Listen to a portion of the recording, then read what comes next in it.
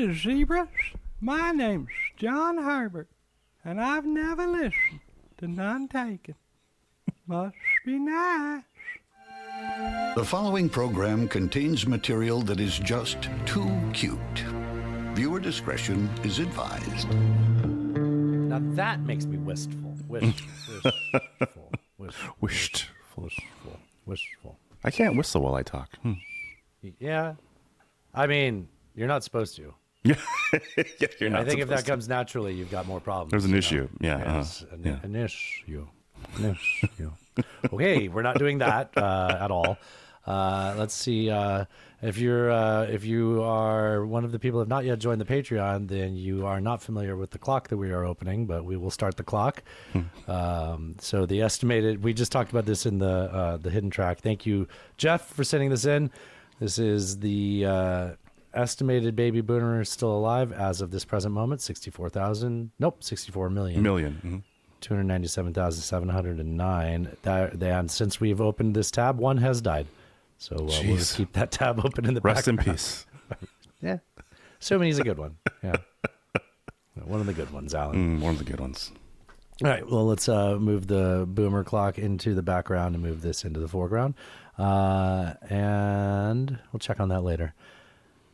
We'll talk about personal life pretty soon, but I was just, something happened over the weekend that isn't something that I'm going to share as part of the personal life. Oh, okay. And it starts off with sounding like it's part of my personal life. So yeah.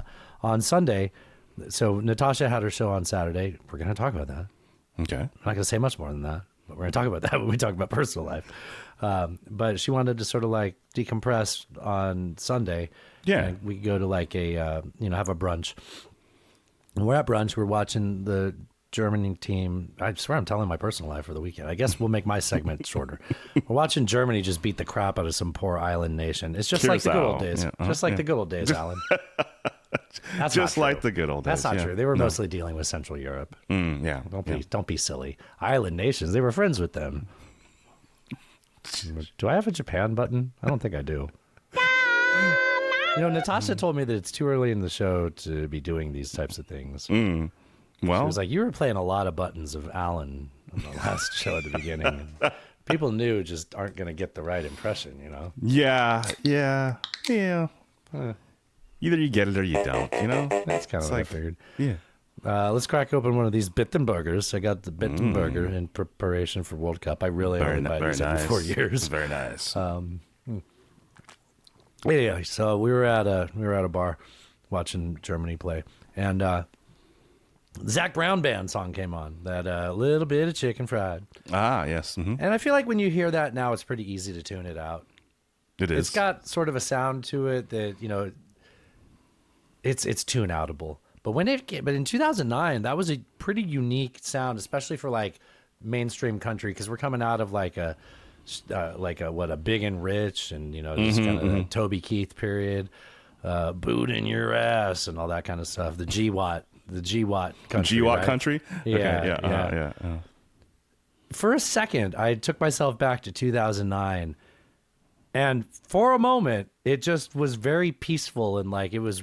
You know what I was, Alan? What were you? I was wistful. Yeah. I was wistful. A different kind of wistful. Yeah. Okay. And then for a second, it dawned on me that the 2009, in my memory, the Great Recession and the global war on terror were actually the good old days. 17 years ago. How about that? That is something. That's pretty fucked, though, huh? That is.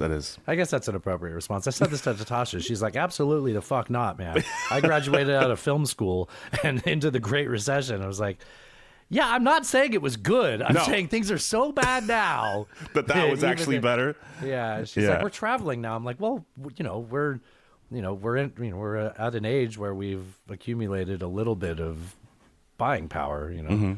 It kind of happens naturally. We should be better off. We should be able to do this without worrying. Instead, we're like, I don't know, let's spend all our money because there probably won't be a future.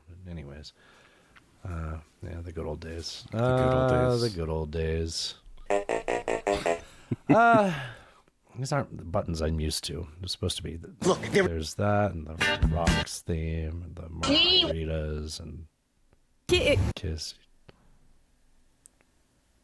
Kiss each Fuck other. you, Susan. I'm not going to your Cinco de Mayo party. These are the buttons I'm used to. Those are good buttons. That's a good palate cleanser, eh? Yeah, that's nice. Like a sorbet for your ears. You know what we should be doing? What? Is opening the show. We should do that. So we're kind of going to go back to our original form. Lately, I've had sort of some topical humor, and I've just kind of hit the button. And this time, I'm just going to play a clip that I expect to just kind of make you uncomfortable and hopefully laugh. Do you like those? Okay, yeah, this is great. This was potential in the hidden... Guys, you plebs that don't join the hidden track. One of the things I like to do at the end of the hidden track is... share with Alan what my algo has turned into, because I open up all the videos that you people fucking send me and it's destroyed my algorithm. It used to just be Vizslas and girls with big asses, and now it's Vizslas and girls with big asses and like video diagrams of like the biological functions. Yeah, yes. yeah. Mm-hmm. God, you said that better than I was about to. So there's fucking dog convention going on in the living room. I don't know if you could hear me mute the microphone and scream at my dogs. God damn it. Just trying to focus on the show, Alan. Focus. Starting the show. So I don't know who this guy is, but he's a grandmaster. His name is Grandmaster Montauk Chia. Let me share this with you. So he's a health and wellness website. Oh. He's a legendary Taoist teacher. Do you know what Qigong is? Qigong is Qigong? Yeah, I think I've heard of that. Do you know? Is that the same with like Tao, just like the energy and the release? And Yeah, I think so. It's a Chinese medicine thing, maybe. Yeah, Something yeah, like I that? think so. He's a Qigong master, Alan. Oh. He's a spiritual leader and an author of 60 books, maybe probably e-books, right? 60. That's a lot of books. Oh, wait, hold on a second. Tom Segura follows him. Now, I swear to God, I didn't find this from Tom, okay? I found this the old-fashioned way. A listener sent it in. But I wonder if that means he's been a cool guy on Tom's show. It'd be embarrassing if what I'm about to play was something on Tom's show. We wouldn't know, so it's fine. No, I don't know.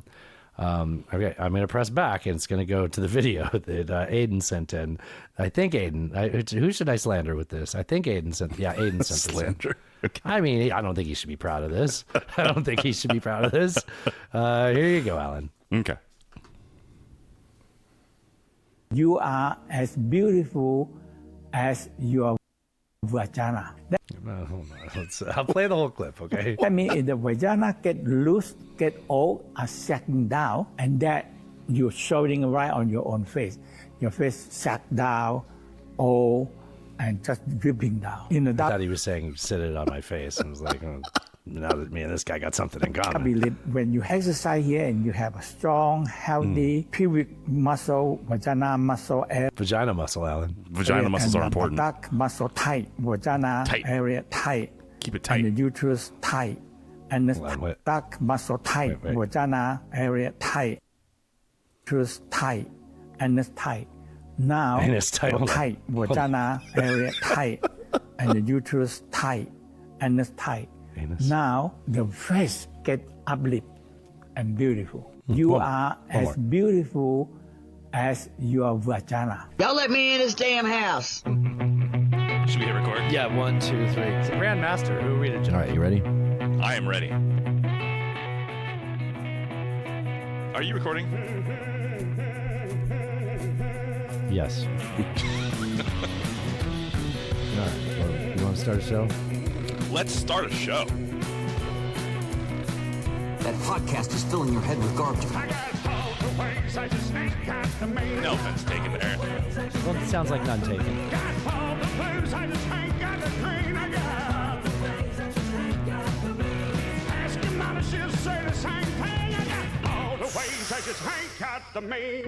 Boo!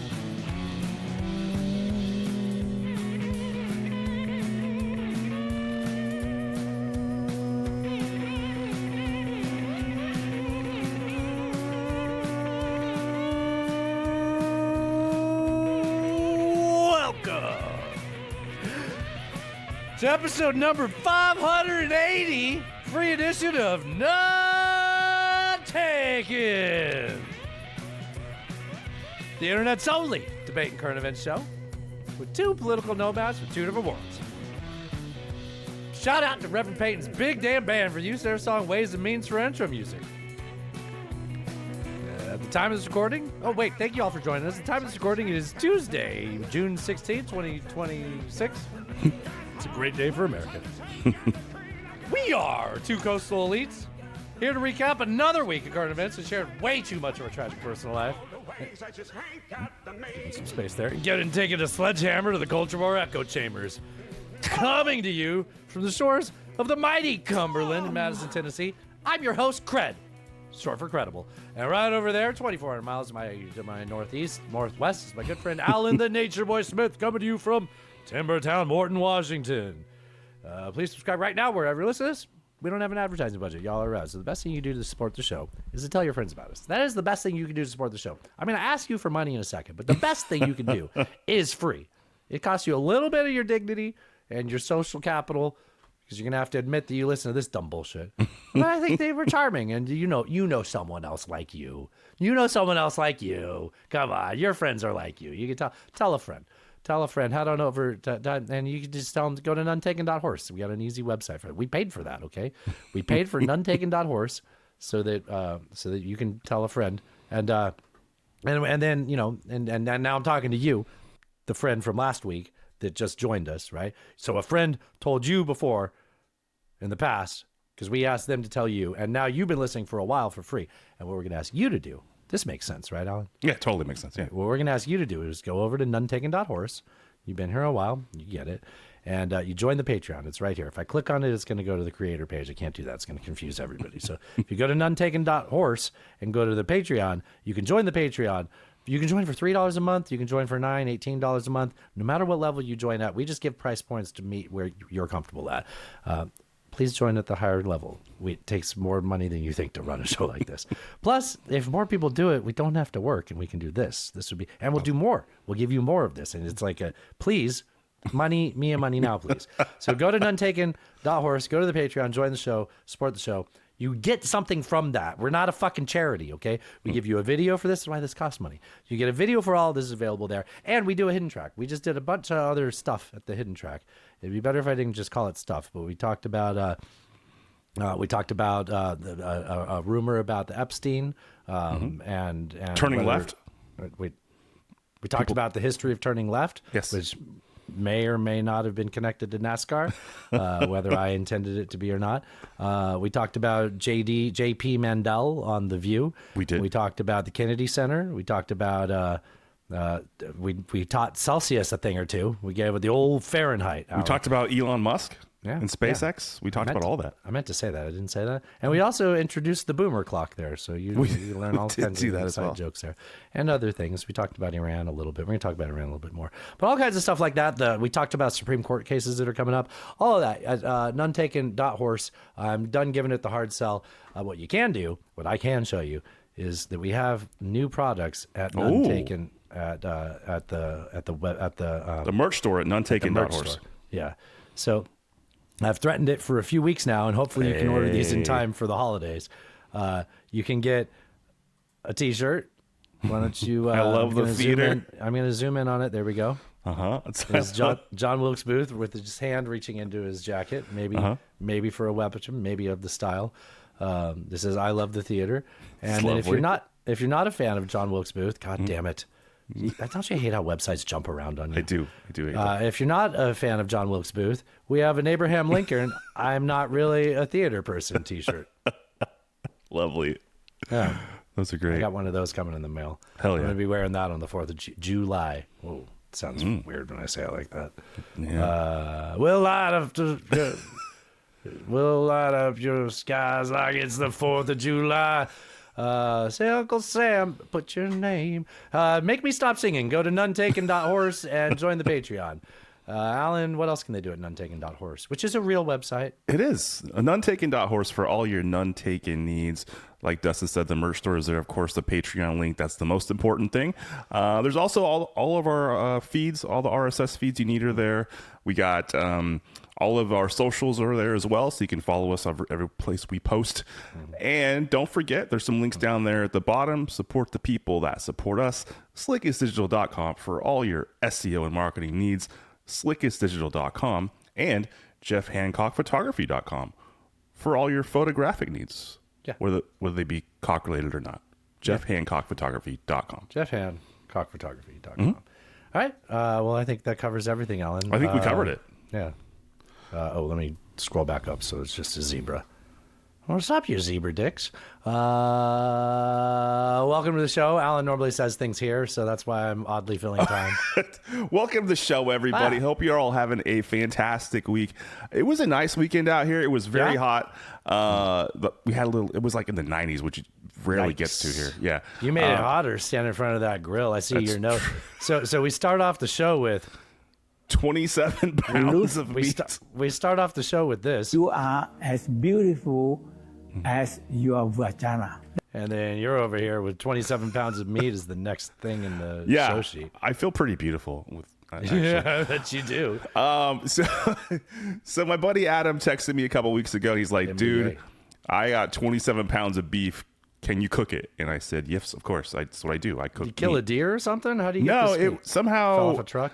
He got it was like a inner top. It was like a bunch of roasts from beef. I don't know. Okay, whatever. So who topped him? No, that's not what happened. It sounded like you said. So he brought this thing over. Let's go. I cut it up. We had a good time. He was like, let's just have like a boys' day. Let's just do some day drinking and hang out and cook some meat.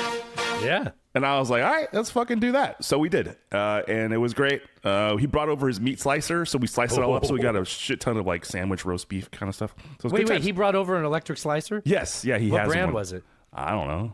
Oh, Hobart makes one. I don't know why I know about Hobart. That's weird that you know about that. Burkell also makes a good slicer. I think this was probably like an Amazon like Chinese kind of thing, sort of situation. Either way. It's not for women. Yeah. Anyways, it was cool. Sliced up all kinds of meat. Had a very nice Saturday. Watched some soccer. Chilled on Sunday. That's about it, man. How about you? What you been up to? Did you watch soccer on Saturday? Did you watch Germany? I did. Okay, good. I had a great day. So I had a great weekend. I don't recall Friday. I think we just said, let's be relaxing. If we did do something, I'm embarrassed to say I can't recall. It's in the back of my mind. But we couldn't have done anything Friday because Tasha had a big day Sunday. Saturday. She had a show. She had a big show. She's doing her show like quarterly now. This is Eastside Bowl? Eastside Bowl. You can Nice. watch my wife get naked with her and her friends every 3 months here in Nashville. Actually, the next one's going to be in August. But she gets so stressed out about these. So like, like a couple weeks in, she's like, I'm only had this many ticket sales. And just every fucking time that like a majority of the tickets, like probably 75% of the tickets get sold the week of. So, it's, I get the stress though. Yeah. Yeah. But it's every time. And every time I'm like, it's going to be okay. If it will, like, at least wait until the week of to stress out, yeah. But then it's that thing where it's like, well, did we only sell these tickets because I stressed out and did all this work the week of? It's like, So, but anyway, Yeah. But I'm so proud of her. I'm so fucking proud of her. Like I stand in that room and I look around at everybody. Like I probably have said this before, but it's like people get babysitters to come out and go to the show that you put on. People just like tune into our show and go to work, like they costed nothing. They mow the lawn and, yeah. But like, people that go out, there's a couple that drives 3 hours to her show. No buys shit. a hotel. That's awesome. And they're like, I wish you still did it monthly, like, and it's just like, man, what a compliment, right? That's hella cool. Yeah. And they're getting a hotel, they're getting it in. They're like, we drive 3 hours, we get all worked up, watch these girls take their clothes Then you off. go, You know what I mean? Of course. Somebody's No. singed. It's not the right button. Don't cinch kittens. Wow. There you go. Yeah, hey now. We got some new sounds for that. Thanks, Bobby. Tosh is not gonna like that. And it was good. It was a live band. Our friend Misty Dawn was doing the show. Oh, hell yeah. Her and a bunch of her musician friends. She had a great horn section up there. A sax player that can do everything, and this trumpet player that I've actually seen before. And then I started talking to him. I was like, oh shit, I can't like start talking to you. Like we're both like on Showtime mode. Like I was like, we'll talk at another time. But he puts on like a live show down at Jefferson Street, trying to bring back Jefferson Street in Nashville. This is a whole Nashville local thing. conversation. I don't need to be talking about this, but I had a great time talking sax, talking music. And afterwards, we went to Sid's, which is where she does burlesque on Wednesdays, and we just hung out and decompressed. Normally, after the show, we just come straight home, and it's immediately decompress and be with the dogs and fall asleep. And you have this, strippers call it a glitter crash. Sorry, burlesque performers call it a glitter crash. Okay. I mean, they throw money at her to take her clothes off, Alan. Sure. It's classier than that, you know? Mm-hmm. Yeah. She's just one of these high-class broads, Alan. She's no Gretchen Wilson. She's not a stripper, but it's the language from that song. I am high-class woman. Okay, redneck woman, not a high-class broad. Alan, I need you to stop me when I do shit like this.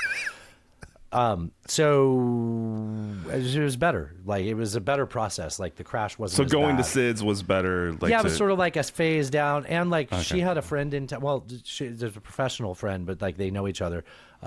And she was able to, like, just get some, like, one-on-one time, like, talking to one of the performers. There was the headliner that traveled in. And it was nice. It was a great experience. Cool. Yeah. So maybe you should do that again next time. Yeah, definitely. That's the new routine. That's the plan. That's where I was going with that. Okay. And then Sunday we hung out with our friends that we haven't been able to see ever since they got a baby. I say got a baby because they're they obtained one. They obtained one. Yeah. Oh, okay. They do. They're you get it. They're. You should probably explain for the audio listeners. You know. Well, there are. I mean, okay, we have lots of friends, and many of our friends are gay, but these are our gay couple friends that have a baby, and so they got a baby. I don't know how else they adopted a baby. It's a sweet. You could just they say have that. a sweet little baby named Eminem. I almost gave away the baby's name. I'm not doxing the baby. Don't dox the baby. Yeah. Jesus Christ, Dustin. Yeah, I know. Sorry. Out here doxing but babies. she's very sweet and well behaved, and she doesn't make a peep, and it's nice. Oh, they brought her with? They brought her with. We don't get to hang out anymore because we used to hang out at a place where they don't bring, where we don't. Have I they don't met have them? kids. Is this the one? I think you did. Yeah. Yeah. Okay. They're They're great. cool. They're Texas. Aside from their Texas handicaps. Yes. Okay, I did meet them. Nobody's Definitely. perfect, Alan. Yeah, of course. You know what? While we were hanging out, we were like filling them in on our trip because we haven't seen them since we went. Alan, I don't know if you know this, but I went to Europe. You did? Yeah, Shit. and I was telling them about how that we were talking about Amsterdam, and they mentioned the red light district, and just the conversation just kept getting distracted because there was like a bunch of cross talking with all of us there, and they were like, "Yeah, the red light district sounds pretty weird," and we're like, "Yeah, I know." We were, because I think on the show I told the story about how we went to go watch a sex. But it was really expensive, and so you didn't go. It was expensive, and we didn't want to watch the whole thing. We just wanted to Right. sort of like see it since we're there. Yeah. But it was like too expensive, and we're like, we're not going to stay the whole time.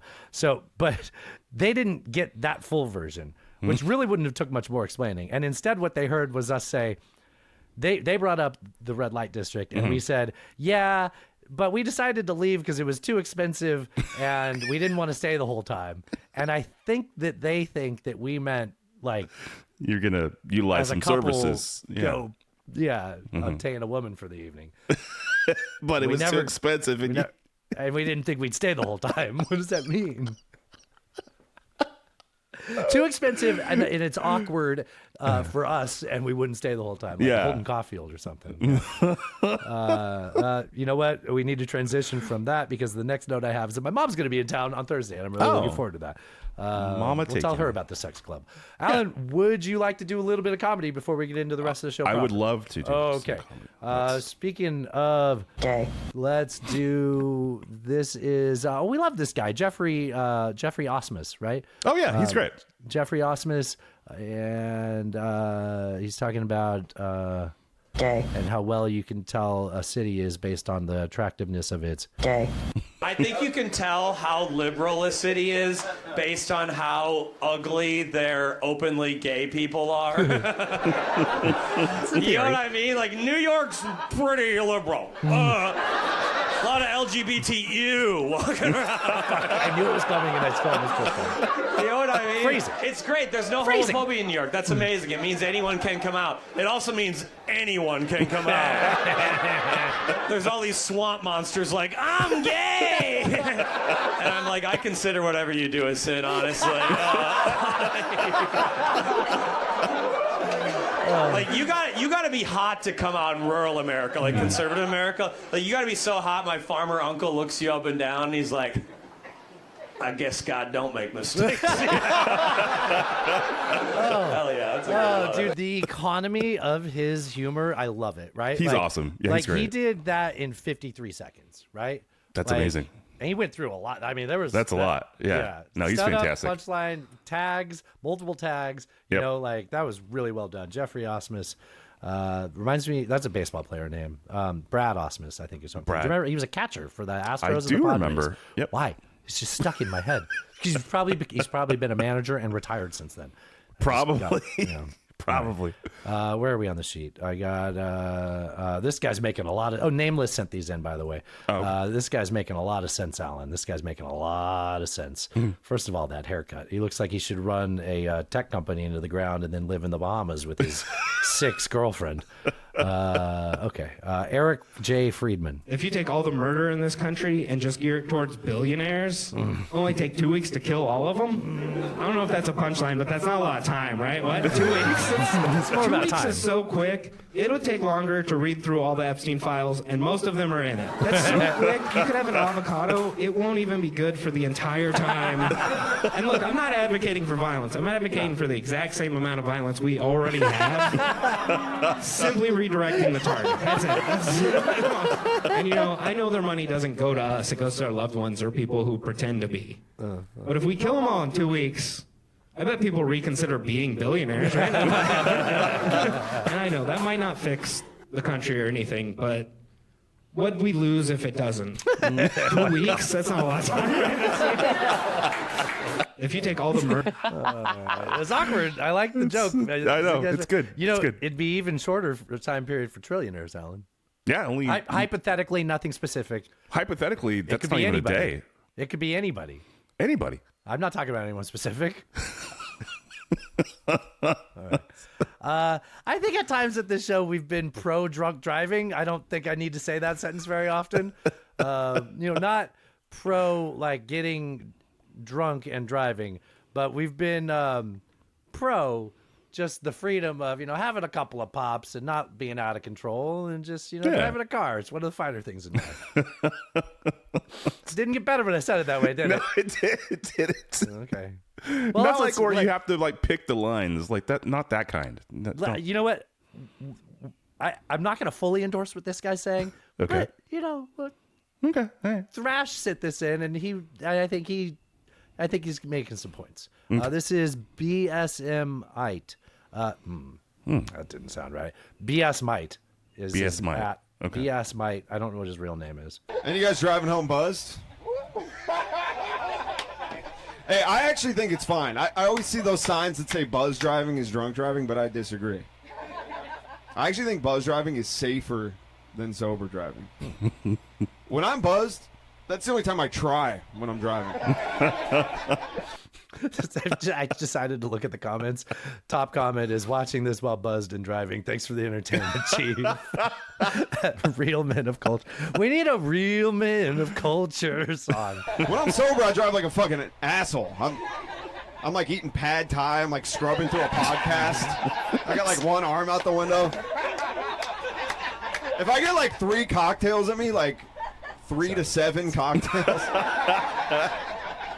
it gives me this little boost called not wanting to go to jail. And it really helps me focus on the road, dude.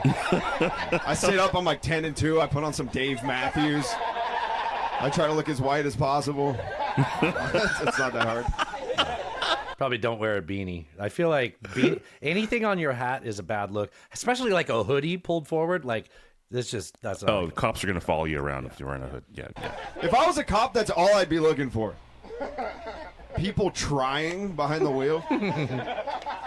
At like 2 a.m., I'd be like, we got a blue Kia Forte up here going 35 in a 35. Wow. Holy shit, this guy's hammered. Wow. He just made a complete stop at a stop sign. We got to get this guy off the road. And you guys... All right. That's pretty good. We're Thanks, having Thrash. some fun on the podcast. Yeah, a little that's fun. all. A little fun. Let's get into our How About That segment. How about that? Today's How About That segment is a celebration of a little thing called the World Cup. I am not going to bore you with the same stories that you keep seeing of, look at the Europeans loving Waffle House and Golden Corral, blah, blah, blah. I am 1,000% convinced that those people are all MAGA plants. They're plants?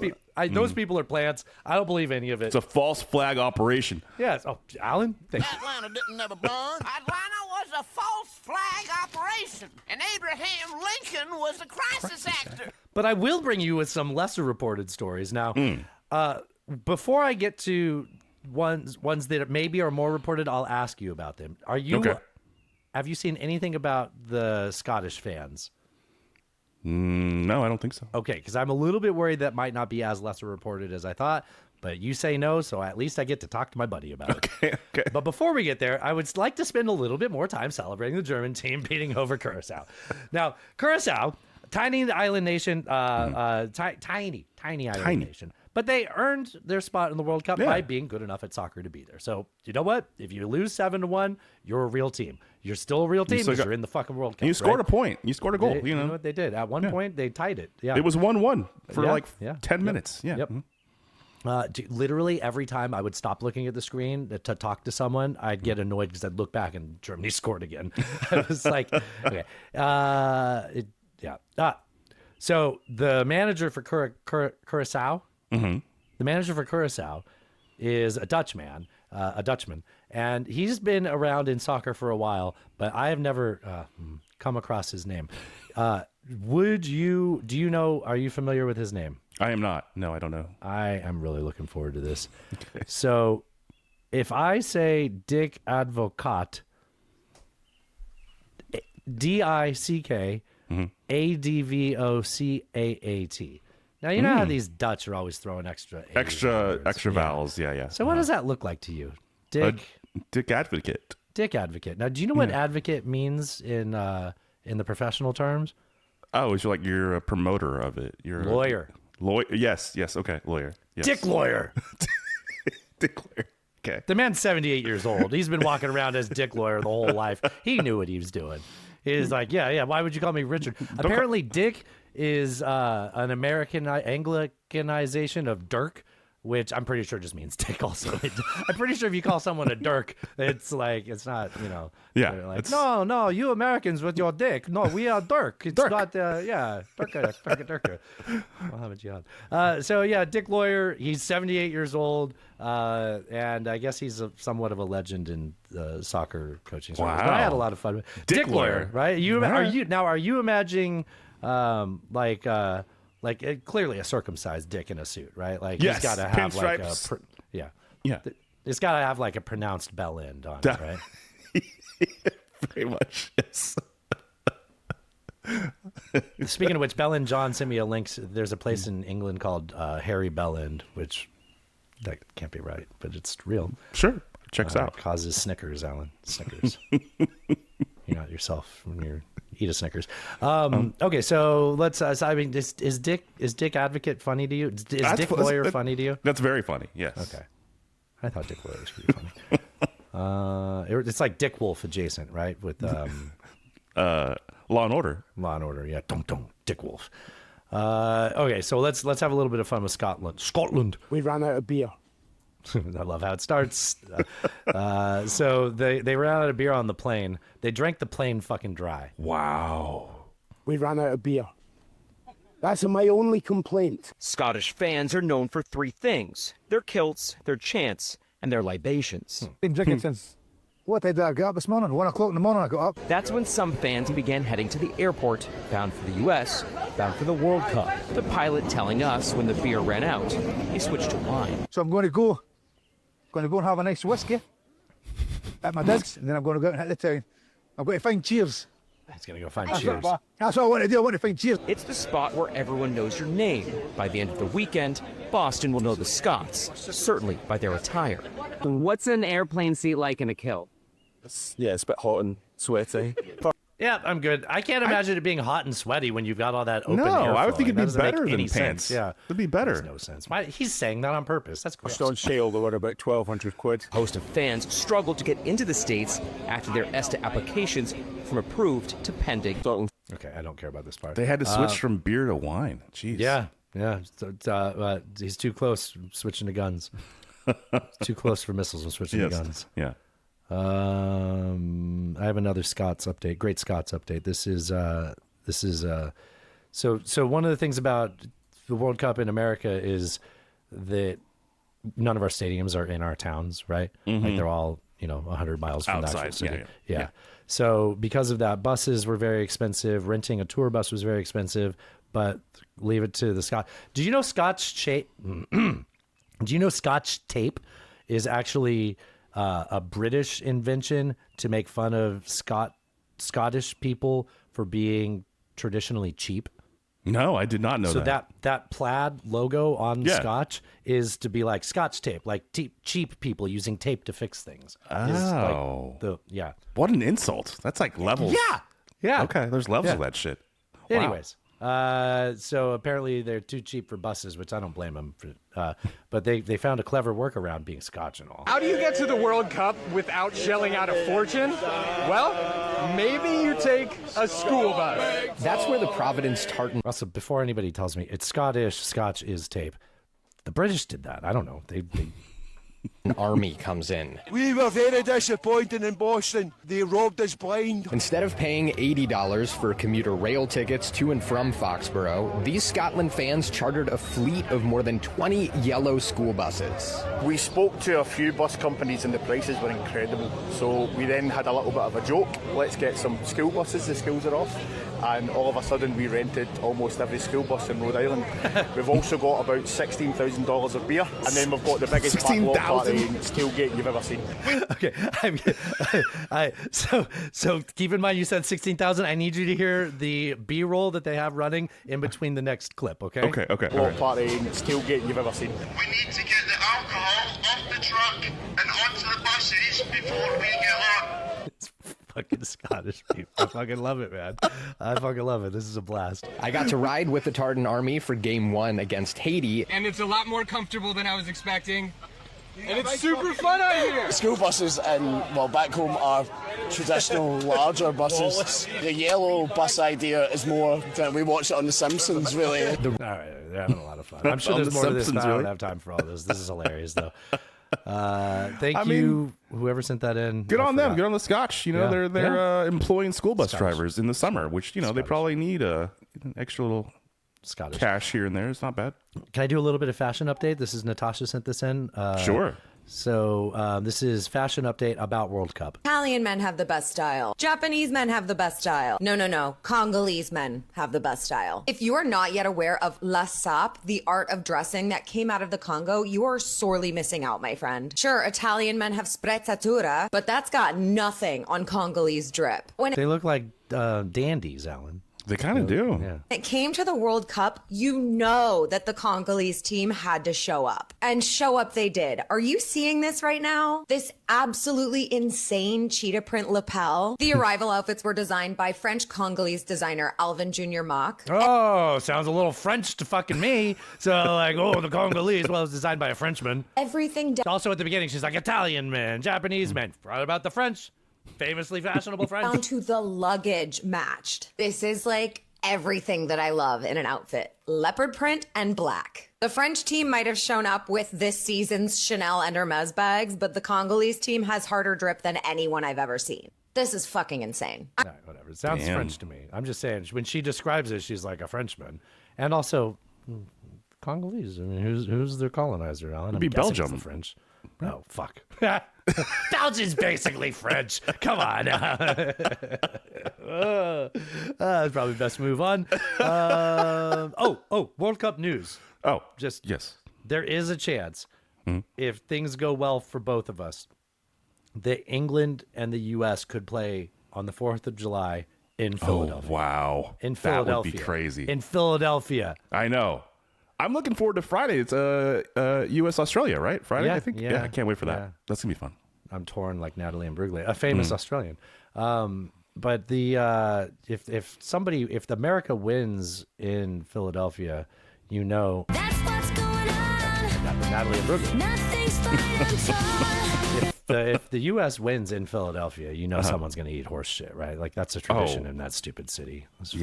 It's gonna, Those Philadelphians, they're weird, dude. Hey, can we get into Isn't that something? Sure. Because something did sort of happen. I'm hesitant to say something happened because I think at best the existing ceasefire appears to have been extended. It's kind of hard to say what now with promises. Yeah. Okay, well, sure. but let's get into it. Let's. I think that we do have a lot to say about this because it is more complex than that. So I want to rewind a little bit to 4 months ago. Oh, and the just good old days. reset all of our mind to what the core objectives were at the onset of this war.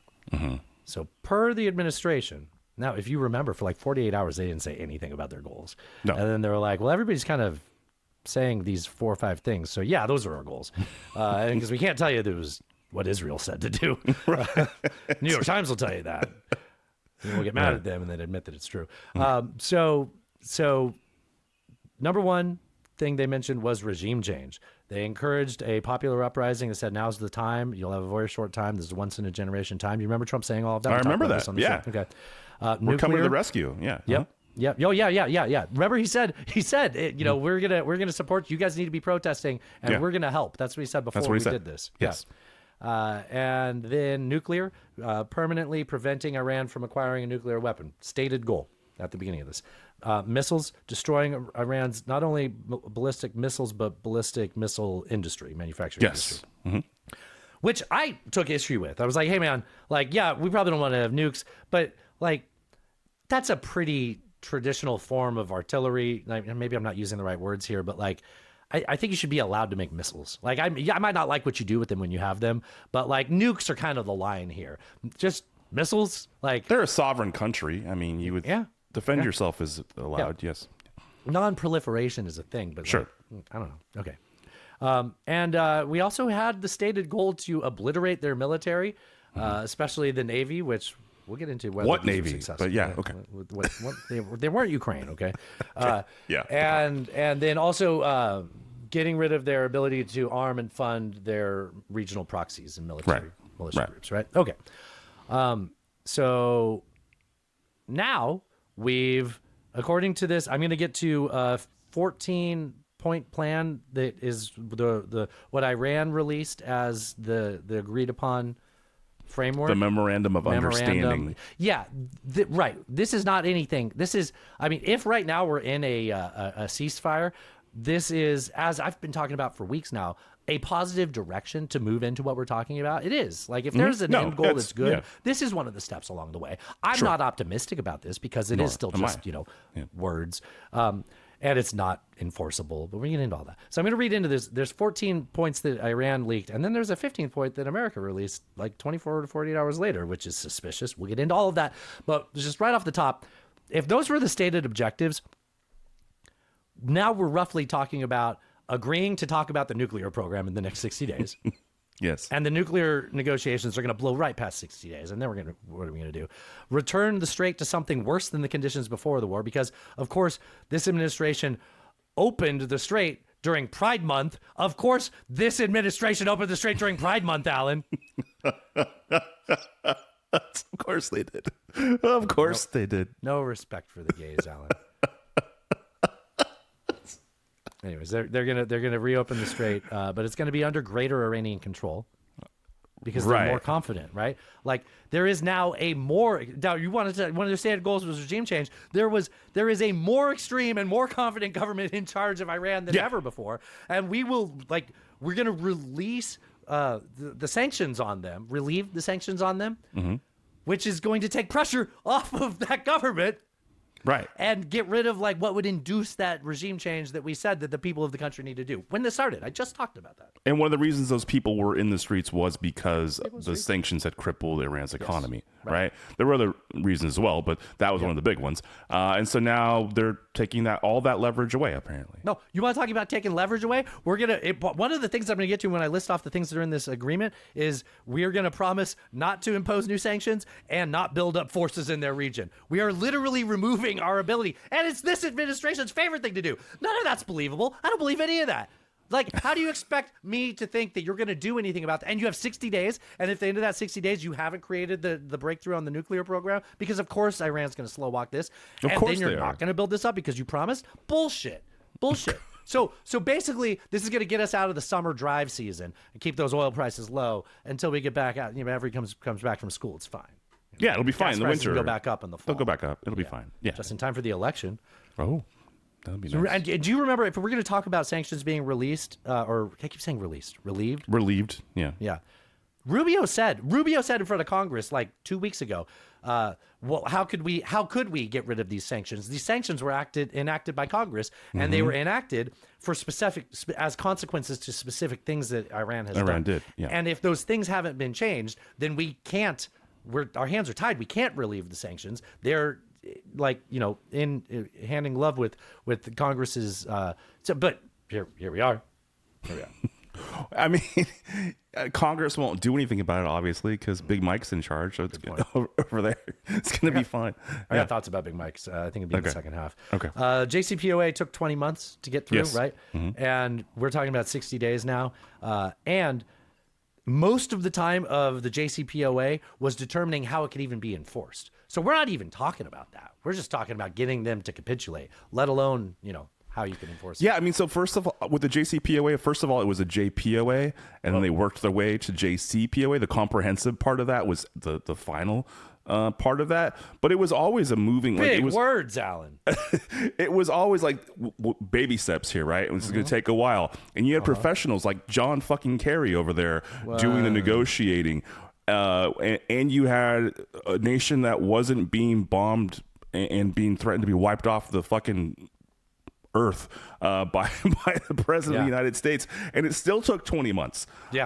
And it was always supposed to be like a thing. I'll stop. Well, we're going to get to it. He's going to promise not to do anything like that. Of course. For 60 days. For 60 days. Frameworks of it. We have concepts of a plan, right? One thing that I think is really funny about this is, so like where we're at now on Tuesday while we're recording this, remember they're going to sign this in person on Friday. They say that it was signed digitally already, which I get sometimes when I hear the word digitally, I think about what it means, which means fingers. Digitally. I'm like, it was signed digitally, like on the touch screen. But okay, all right, sorry, I'm sorry. That is literally neither here nor there. So they say it was signed digitally already, but it hasn't been released yet, right? Iran released this one, and then Trump's like, that's not true. I'm like, okay.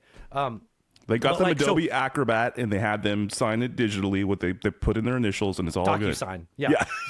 So they've signed it digitally, but they won't release it to us. Why? Right? So like the deal points exist. We know the deal points exist because they signed something, but they can't share it to us until afterwards. Why? What are you afraid of? What are you afraid of happening between Sunday and Friday where you can announce this? And I just think that's what we're talking. And about it being signed on Sunday, it was signed evening time Sunday for us. But if you look at time zones, Iran waited until after midnight Sunday so that it was not on Donald Trump's birthday.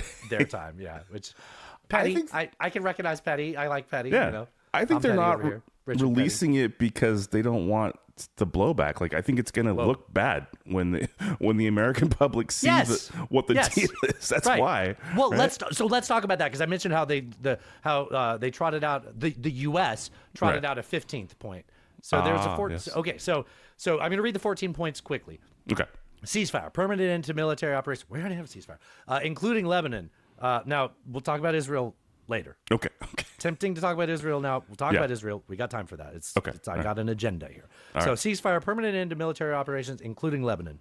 Number 2, non-interference. U.S. pledges to respect Iran's sovereignty. Okay, couldn't get through it. Number 3, blockade lift. Removal of the U.S. naval blockades and on Iranian ports within 30 days. Strait management.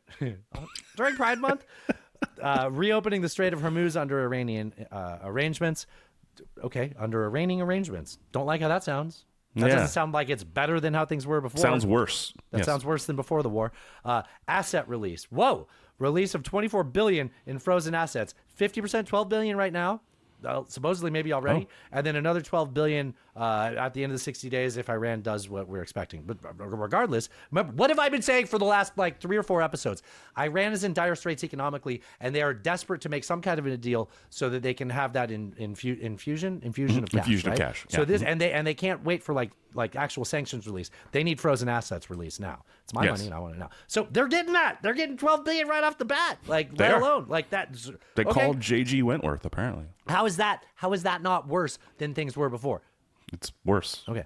60-day window and immediate start of formal negotiations. We've kind of covered that already, but that's 0.6 on this, meaning that during this 60 days, they're going to – what they've agreed on Sunday was that on Friday, they're going to sign something that will start a 60-day countdown during which they'll figure out what they'll actually agree on. Right. Yes. Those are words. Limited agenda, negotiations restrict to nuclear sanctions and reconstruction. So they're only going to have to negotiate about a nuclear sanctions and reconstruction. America in reconstruction. Good luck.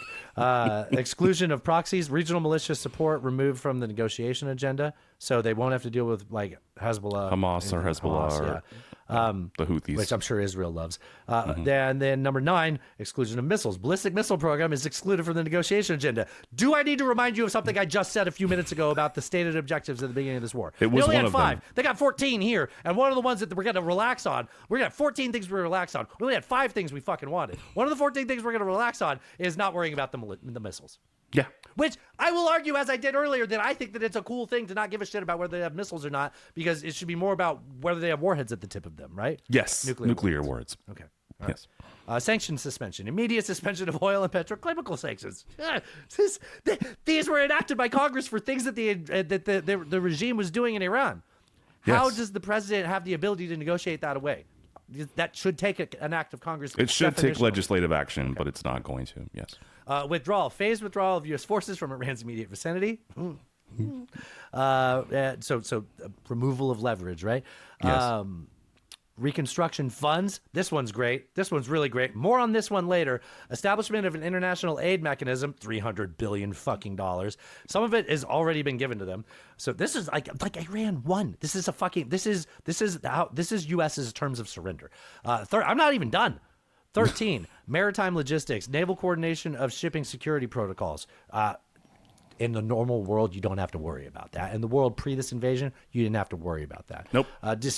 14, dispute resolution. So for 2 days, there were 14 points. The creation of a bilateral technical grievance channel to help resolve disputes rather than escalating to war. Great.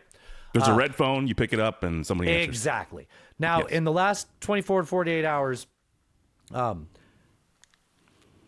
most people in MAGA, America First, and the rational community were like, hey, this sounds like a worse situation than before the war, and you giving Iran everything it wants, seemingly so that you can get the oil flowing. And they're like, hey, didn't you say that they weren't allowed to have nukes at all? Not that we're gonna have a nuclear negotiations. They weren't how are you gonna have anything that leads to a non-negotiable is them having nukes. So then the U.S. trotted out a 15th point after 48 hours of people saying, what the fuck? And so it's nuclear verification, a binding commitment for immediate IAEA access to oversee uranium dismantling, which sounds an awful lot like a previous agreement. It does. It sounds a lot like a previous agreement. This is the Treaty of Versailles, and we're the fucking Germans here. What the fuck is happening? Oh man, there is no way that I can make a clip of all of that, just because of how long that took me. Yeah. But God, that would have been a good clip. That was good. And the punchline with you saying that about the Germans out I'm wearing my your German jersey. Yeah. Yeah. When the first 2 weeks ceasefire, I'm going to take you back 60 days plus. Okay. Remember when Trump was like, I'm gonna completely wipe the civilization of Persia off the map. Remember that? And he's like, never mind, we got a 2 week ceasefire, and that lasted for 2.5 months. You remember this? I remember this. Yes. Okay. When that was imposed, do you remember when Donald Trump said that one of the conditions of that 2 week ceasefire was a complete reopening of the strait? I do remember that. Yes. Okay. I'm just going to remind you that that did not happen. It still hasn't, I don't think. So why do I care about any of these words when you're here? I don't know where this list is while I post this. Whatever. I want to talk about a couple things that brought us here. Mm-hmm. So prior to any of this war, any of this was a failure of our nuclear negotiations, right? Mm-hmm. And then there were protests in Iran over their economy, right? Yes. Yeah. And then we got no nuclear deal. Right. And their economy hasn't gotten better. Right. I don't know, man. Like, this is the art of the deal. Like, just... Yeah, by the way, that nuclear program that was already completely obliterated last year in the 12-day war. It's on the White House. It's on the White House's website. Yeah, don't forget about that. Don't forget. Yeah. So, like I said, this 60 days is going to be it's going to line up about with the end of summer, right? And when that's gone nowhere, and Iran can just threaten to use its economic... So, like, Iran doesn't need to have nukes. They have an economic nuke. Yeah, they can shut down the Strait of Hormuz, and they've learned that. And we've taught them that by choosing this war for no reason. It was always like theoretical or hypothetical or whatever, but now they know. They never had the nerve to actually do it, but then we killed all of the pushed top them into layer this of their corner. government. And they're like, okay, well... This is what we can do. Why would you make me do this? I don't want to sit here and fucking justify Iran's actions, but that's exactly what happened. Yes, 100% we encouraged that's them what into doing the unthinkable because we did the unthinkable. Right. Yes. Because Israel can't fight without us. And because we have a president in the White House that, unlike every president in the last 3-4 decades, is stupid enough to take the bait and do this. Like that's nobody else would do it. Yeah. I don't care if they were Republicans or Democrats. They were all like, no, but that's a fucking stupid idea. Let's not do that. And this guy, no, took the bait. Trump even said at the end of the 60 days, if he's failed to reach a nuclear deal, he would just start bombing Iran. Yes. And then he said, dude, I don't know if you heard this. He said he's going to declare that the U.S. is the guardian of the Middle East and take 20% of a 20% cut of the region's revenues. The region. I did hear this. Yes. It's just words, not clear how logistically that would even work, but like I don't know how you're gonna pull that off. But he's a fucking mafia don, dude. That's what he thinks he is, and that's how he's acting. That's something a mafia don would say. Real estate developer in New York. I mean, yeah, sure. So earlier I was mentioning how there's foreign funds that are going to have a reconstruction. So $300 billion. Yes. Is a part of this agreement is a $300 billion reconstruction fund. Reconstruction fund, yeah. Okay. So just go back to the world before this, right? Before Iran started lashing out and hitting its neighbors, right? Yeah.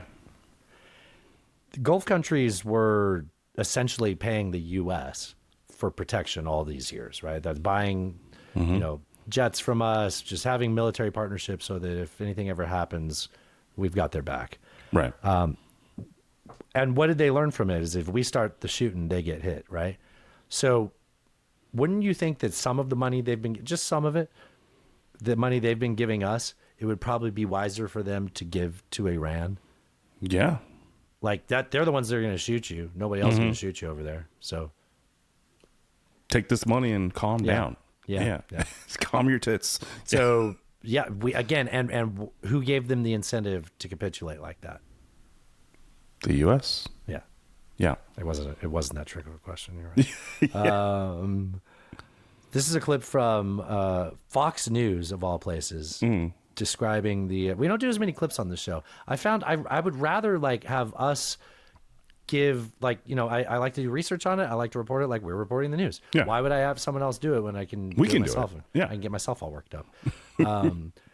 But I don't think it spoils anybody to play a clip from Fox here on this podcast. So I don't know what this general's name is, but when the war started, he was a guest on here, and one of their like Saturday hosts was like hedging about like, I support the troops, but I don't know, and I think that we should do this. And he goes, just say your opinion. He's been crotchety. Oh, I think I cranky. remember that. Okay, yeah. Yeah. So I kind of like this guy. I don't know who he is. I should know his name. Sorry, I don't see it on the Chiron, so I don't know his name. But he's saying like, yeah, the 300 billion is real. And who cares if it comes from not the U.S. We're giving it to Iran. Here, he's going to say it passionately. Let me have him say it, and then I want you to hear Sean Hannity just fucking cuck himself. The funding is real. There's a $300 billion investment fund. Who cares where the money comes from? If it doesn't come from the United States, I get that. Of course it shouldn't. But it shouldn't come from anybody. I mean, when we recovered Germany and Japan, the Nazis weren't in charge. The Japanese imperialists weren't in charge. Here, the Iranians are in charge. The killers and thugs are still in charge. We don't give them that money because what are they going to do with it? They're going to recover everything we've taken away from them. Who cares whether it's coming from the Arabs, from the Qataris, or whatever? They don't get it. They shouldn't get any of it. That's just the reality of it. They're going to take that money and recover everything. And you know that, Sean. You know that you can't trust these people. Sean's about to quote Reagan because he's just an old piece of shit. I don't trust the Iranians. I'm a trust but verify guy. See, I told you it was coming. Should put up I that heard the boomer vice clock president's. while we're doing that. Oh, you know what? Yeah, hold on. Let's just see. Let's just check. Ooh, man. Oh. It's been 159 boomers have died since we've done this. Jesus Christ. Yeah. So they're dropping like flies. I heard the vice president say they don't get anything unless they do those things. They get nothing until they do something. It's not our money. And they never signed off, he said, on any deal for Qatar to give them a penny. Qatar! Now, he said Hold on. He can't be saying Qatar and me, not president. would open the door if Arab countries want to invest down the road. But that's if they start fulfilling the promises that they're talking about having committed to. Listen, you know what, General? I think that the funding. Jesus. Sean Hannity still trying to spin out of it. Just trying. Yep. Trying to spin out of it. Tasty boots. You know who could use if the boots aren't supposed to get licked, why do they make them taste so good? It's like Adderall. Why does it taste like sugar if I'm not supposed to crush it up? You know who could use a $300 billion reconstruction fund? Gaza. Ooh, Detroit. America. I'm sorry. So let me just get this straight. Fuck the $300 billion, right? The money we're going to give. We are going to now spend money to rebuild. 12 billion of their money, whatever. So like we're gonna now spend money to rebuild the country we bombed with my tax dollars for no reason. No, because we have to reopen the strait that we spent money to close. Right. In the first place. I don't have the buying power I had in February. Of course not. No. Okay. So fuck you. Yeah. Okay. All right. That's the whole. It sounded like there was another on that list, but I think that covers it. That covers it. Yeah. Yeah. Kid, we're giving money to the government that one of our stated goals was to overthrow them. And if you're going to keep them in power, how are you going to abandon your other stated goal of removing their nuclear program at this, like... And, like, I think we shouldn't have done any of this. But, like, how can you hold those thoughts and then be doing this if it isn't just to try to get the oil back out, which is all it is for you? And by doing that, you're proving that their nuke works. And if they do this long enough, you're going to... Because, Alan, we knew this whole time that mid-June specifically, was when the shit was going to actually hit the fan. The reserves with the oil run prices. out. Well, yes, yeah. And, oh, my God, when did we finally cave in on this? And we bought ourselves through summer. Yep, 60 days, baby. And we can build those reserves back up. Maybe. It's a shit show. It's a complete shit show, an unnecessary war of choice. And, you know, Trump thought that he was all high after getting Maduro and thought he could just pull off the same shit. Turns out Iran's not the same thing. And everybody told them that, or if they didn't, they should have. And still, we're here because of one fucking man. Not everybody, because Israel is over well, there. Now, while we're talking about peace with Iran... Peace with Iran. It is conditional on the war in Lebanon stopping. Now, apparently nobody talked to Benjamin Netanyahu about this. Yeah. His statement, the first thing he said about that is, that's his deal, referring to Trump. Right. That's his deal. So they said like, no, the ceasefire does not have anything to do with us. Well, they weren't at the table, and if you really wanted to do that, they should probably have been.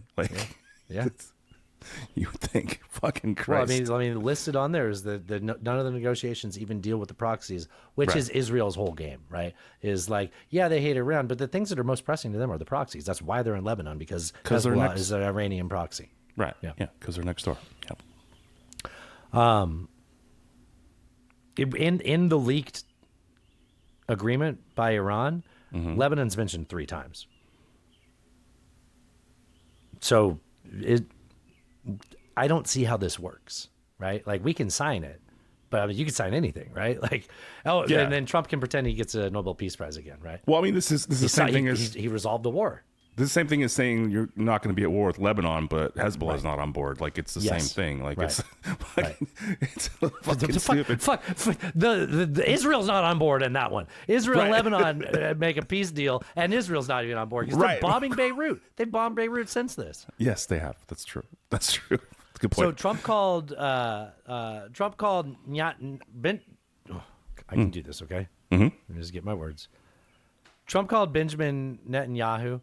I've trained myself to say it wrong. Trump called Benjamin Netanyahu a difficult guy and said Israel should be grateful for the U.S. for this war, basically admitting that, son of a bitch, you tricked me into this, right? Yeah, I mean, to use a soccer term, since it is World Cup time, you would think that push comes to shove, Trump would be able to get BB on side. But honestly, I don't know. I don't know. Supposed to push, though. You get a yellow card, probably. That's fair. Well, that's at fair. least for shoving. Both of those, yeah. Bibi might not be the problem, because inside Israel, the election's coming, and the opposition party really wants an escalation to this war. In Lebanon, at least in Lebanon, Iran too, but at least in Lebanon, right? So, like, Israel's got an election coming up in a few months, and the opposition party really wants to see an escalation of the war in Lebanon, and some people say that there's people in the opposition party that are trying to out-hawk Bibi, which is confusing because it's at least been confusing to the Trump administration because it's widely understood there that hawking over Bibi is Trump's job. Hey now. Bum, bum, bum, bum. Don't let me in. That was a good joke. Nicely done. Yeah, it wasn't nicely done. I stumbled through it. It was a good joke. It's a good joke. So Trump went to the G7, and he's over there talking real tough in the G7. Anytime I hear G7, Looks like there's going to be a brawl. I think of the scene in Dirty Work where they're going to have the bar fight, and who's this dead guy here? Chris Farley. He goes up to the jukebox. He goes, "There's going to be a brawl." You playing something good? Hell yeah! Rolling Stones, street fighting man, G7. You just hit G8. If you like pina colada, bring it on in the rain. Dirty Work's a great movie. You know what? Dirty Work is, I think the theme song for Dirty Work is Dirty Deeds. Done dirt cheap. Dirty Deeds. Now, that's come up recently. That song came on in the car. Okay. And she probably wouldn't like her name to be associated with. So I'll just say someone I know was surprised that I hadn't yet. You know how I always like to rewrite the words to songs? Yes. I hadn't rewritten the words as Chinese, Japanese, dirty knees. Look at these. Now it does every time. Now it's there permanently. High voltage. You know that part of the song? I do, yeah, of course. Thunder cheap. I was thinking that song like a G6, like a G6. I don't like that song. Hmm. Like a cheese stick is what I always think of when Oh. I rewrite that one. Nice. Like a cheese six, yeah, like a cheese stick. Like a G6, the Pontiac car. Rest in Oh, peace. yeah. Rest in peace, Pontiac. R.I.P. R.I.P. Pontiac. Not the Native American, but No, the car company. Yeah. Hey, Alan, do you ever hear what Pontiac stands for? Never mind. Sorry, I grew up around racist people.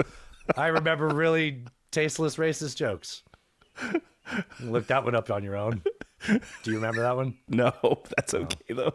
Well, it ends with thinks it's a Cadillac. I'll leave it at that. Okay. Hey, okay. stop it. Yep. We don't do that here, okay? No, we don't do that. We It's don't a do palate cleanser. Some sorbet. Yeah. I'm going to take us to half, even though I've been very funny for a while now.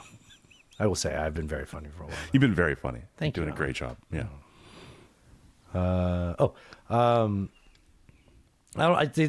We don't like to do a show without having there are still weekly updates on the Epstein files. And an interesting one today came out from the New York Times where they believe they've gotten to the bottom of whether or not Jeffrey Epstein killed himself. Oh. So, by the way, remember last week when they talked about how the Trump administration freaked out and had a situation room meeting? Yeah. Uh-huh. Apparently Maggie Haberman and Jonathan Swan, the journalist for that story, it appears that the administration is nervous that they have tapes from that meeting. Yeah, they are. And there's a book coming out they wrote. And I'm a little mad that it thinks if they have those tapes, they're waiting until their book comes out in October. I think that's what's happening. Although October's not a bad time. But how did they get the tapes? October's not a bad time.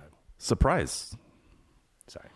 It's October surprise. How do they get the tapes? Is probably JD Vance. It's always JD Vance. It's always JD Vance. Yeah, I don't know. I'll tell you who did it. It was that damn Sasquatch. I don't have JD. I need that one closer, Alan. It needs to be closer. Here it is. JP, right? JD Mandel. I'll never get over the fact that that's his vice president, and he couldn't remember his name. And he's like, JD Mandel. JD Mandel, yeah. Not even right. Okay. All right. New York Times has this is not about the tapes. Okay. This is the New York Times says they got to the bottom of whether Epstein killed himself or not. Okay. Got it. I have some follow up after this clip. Let me play this clip. His death, and there are a few key takeaways from my colleagues' reporting. First, lots of new evidence suggests that Epstein was determined to end his life. Leading up to his death, he had written about and discussed the idea of suicide in documents the Times got access to, saying he felt he couldn't bear life in jail.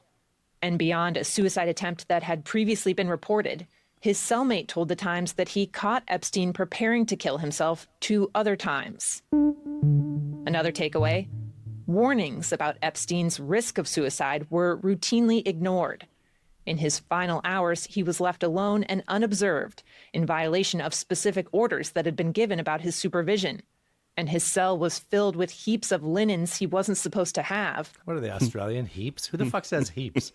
Oh yeah, heaps of them. Heaps of them. Just so they're big evidence. I'm gonna back it up and play through to the completion here. But their big evidence is he was left unattended. He was supposed to be on suicide watch. We knew this. Of course he didn't get murdered. He was left unattended. Right. How does that make any sense? Alone and somebody gave him too many linens to kill himself. Too many sheets. He was left alone and unobserved, in violation of specific orders that had been given about his supervision. How could he have been murdered? He'd been unobserved. His cell was filled with heaps of linens he wasn't supposed to have, along with multiple nooses and other strips of fabric. Nooses. Hold on now. So you're expecting me, a normal person in 2026, to be like, hey, case dismissed. The guy must have killed himself. The crime scene was just covered with nooses. It actually gets better than that. I stopped the recording too soon. I'm not joking you. I'm sorry. I stopped the recording too soon. I didn't want to go back and make the whole clip. They even go on to say, I know it sounds like I'm setting up a joke. I'm not. They go on to say that the only reason that there's a conspiracy about the crime scene is because whenever they presented the not the murder weapon, but the suicide noose. The noose, yeah. They accidentally grabbed one of the other nooses. So yeah, it was, totally trustworthy. It could happen to anybody. When you stumble upon a crime scene and you accidentally pick up the murder weapon from the opposite side of the room, under the bed, tucked under the sheets, it could happen. It happens a lot, Alan. Like, you really be surprised. Guy totally killed himself. He just grabbed the wrong noose. Wrong noose. There were so many. If you saw the room, nooses everywhere. Just lousy with nooses, really. Heaps of them. This is the B-side of our platter, sports fans. And I'm singing just for you, covered in sequins. In the canyons of your mind, I will wander through your brain, to the ventricles of your heart, my dear. I'm in love with you again. Cross the mountains of your chest. I will stick a Union Jack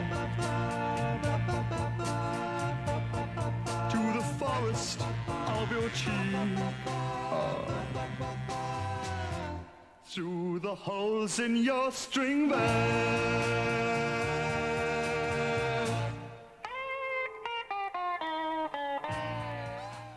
Through the holes of your string bear.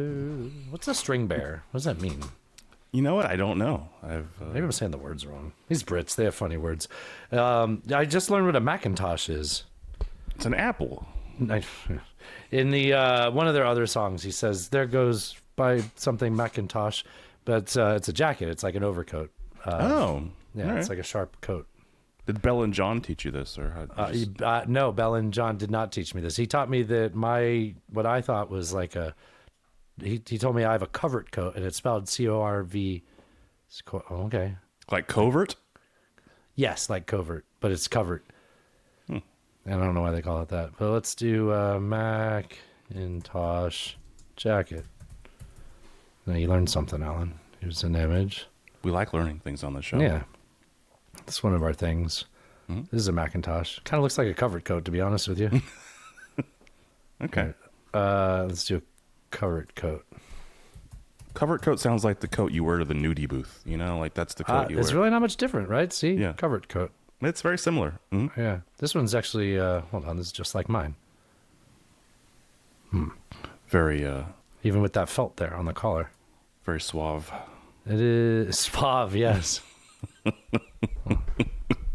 Yeah. Oh, you know what? I look like a British dandy while I was over there, Alan. How about that? That and is something. I also did look like Inspector Gadget.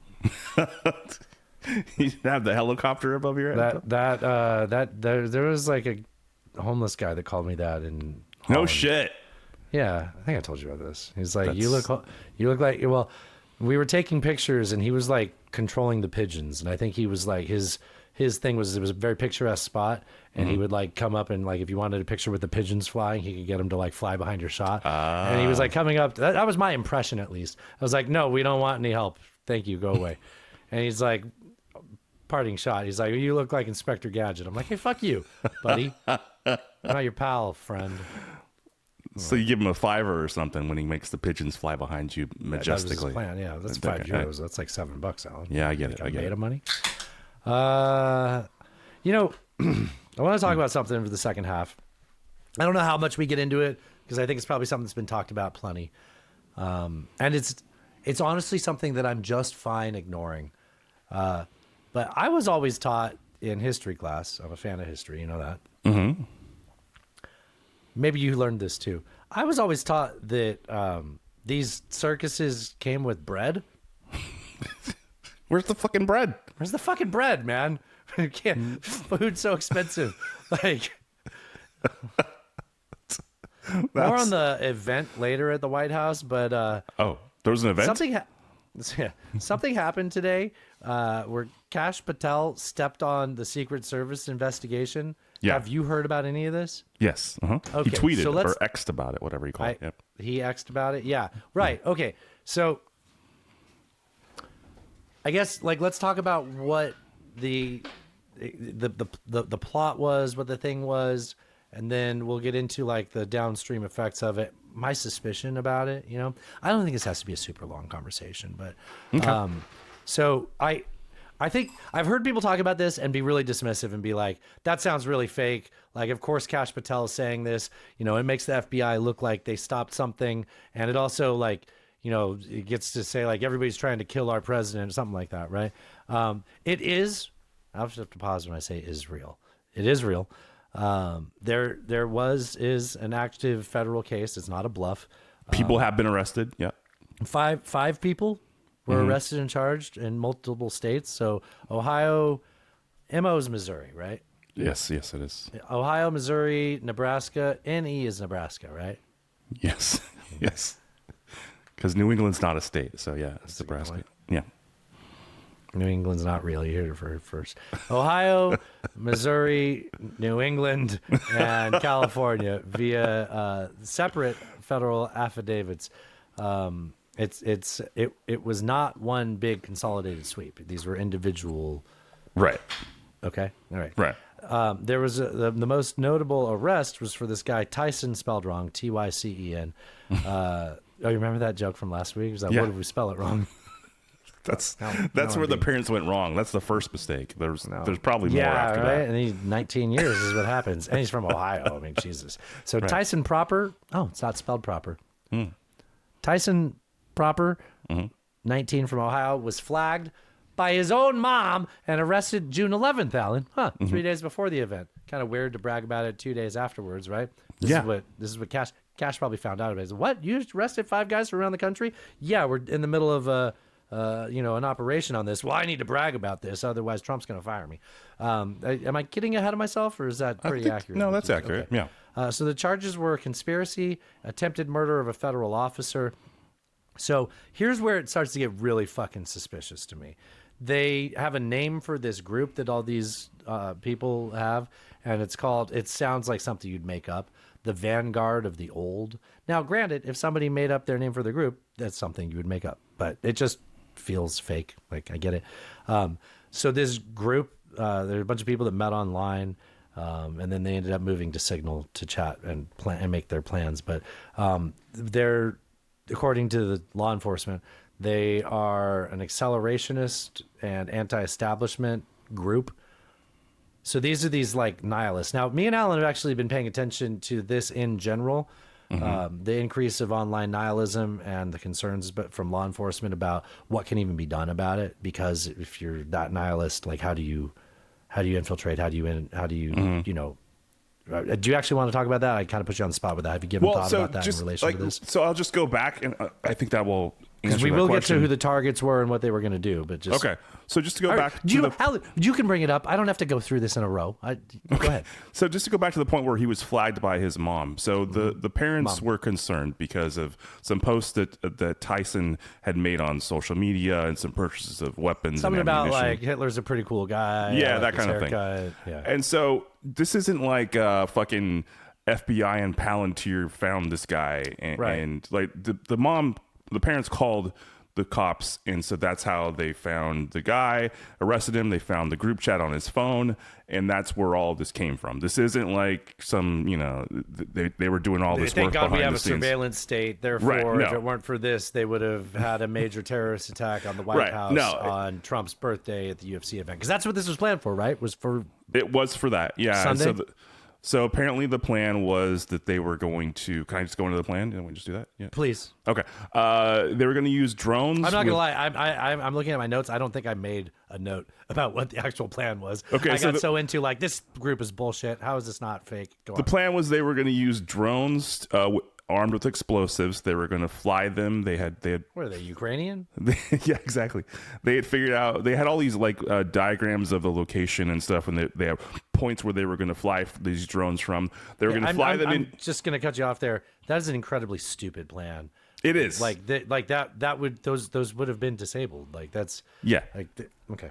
So they You've were seen gonna those dumb guns they have with the like Nerf looking things. The plan was to fly these drones with explosives into the event, detonate them, and then everybody was going to run out from the event, and then they were going to have snipers set up to shoot people as they left. And they had certain targets apparently picked out. There's like target 1, target 2, which they're saying is President Trump and JD Vance, but they also don't forget Marsha Blackburn. Blackburn I also. gotta say, they. And they can't also be all were wrong, like Alan. anti-billionaire, so they not wanted bad for me to talk over that. They wanted to kill the billionaires, and they were also upset about people taking money from AIPAC. They wanted to make sure they murdered those people as well. Yes. Yep. I think that covers it. I think it does. So they did find lots of talk about explosive drones, but I don't think they found any, right? No. Yeah. They had some guns, nothing illegal. Honestly, the guy that I think in Missouri, the amount of guns they you can found. get cool guns in Missouri. The amount of guns they found actually, I thought was rather minimal. Like I agree. They found they found a gun that shoots 5.56. a 308. So there's your sniper rifle. It's more of a hunting rifle. Huh. Let me pull up a picture of Remington 700. But it was like 6 guns or something. Like that's not like 3. Yeah, 3. Like that's not. I mean, there's more guns than that in like a. There's like hundreds. I mean, I have more guns than that literally in this room. Yeah. Yeah, that's a hunting rifle. Like, yes, it's a scope, and you can use that as a sniper. But sure, like when you picture a sniper rifle, like you're not like most people aren't thinking. So you would not confuse that with this gun.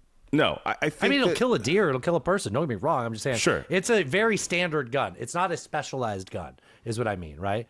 Like it will do what they're talking about doing with it, but you're also walking around with a big fucking deer hunting rifle, like. Right.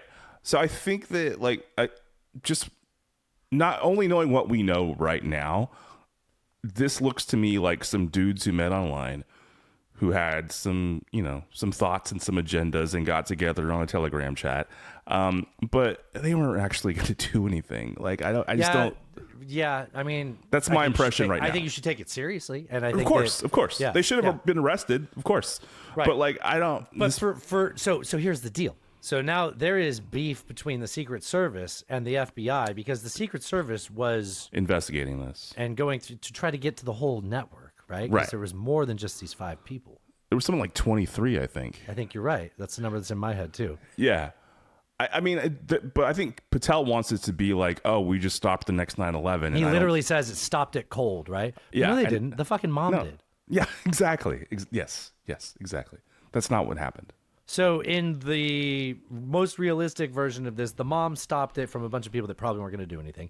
In the most extreme version of this, the mom is the only reason why this group got caught and failed at their attempt prevented to kill the this from president happening. and Marsha Blackburn. Yes. Okay. So then Kash Patel comes out, brags about it, completely undermines the Secret Service investigation. They wanted, I got a quote here, they wanted a sealed rollout to protect the broader 23-person network to go after them. So they went on social media. And this is why you don't put a joke in charge of, because it actually can agency jeopardize real investigations that are happening like in real time. Yeah, and a lot of some of the people in that chat were obviously using pseudonyms, like not their real names. So now it's like they can go underground. Right. Hard to find them, and then if they really are, have violent intentions, then it's gonna, it stops law enforcement from being able to do their jobs, which is right. And now they're radicalized. Radicalized, Alan. And that's the last fucking thing you want the FBI director to do. Yep. Yeah. Well, I don't think we did that. Yeah. It's sufficient. I think it's like less than 10 minutes. Hey, nailed it.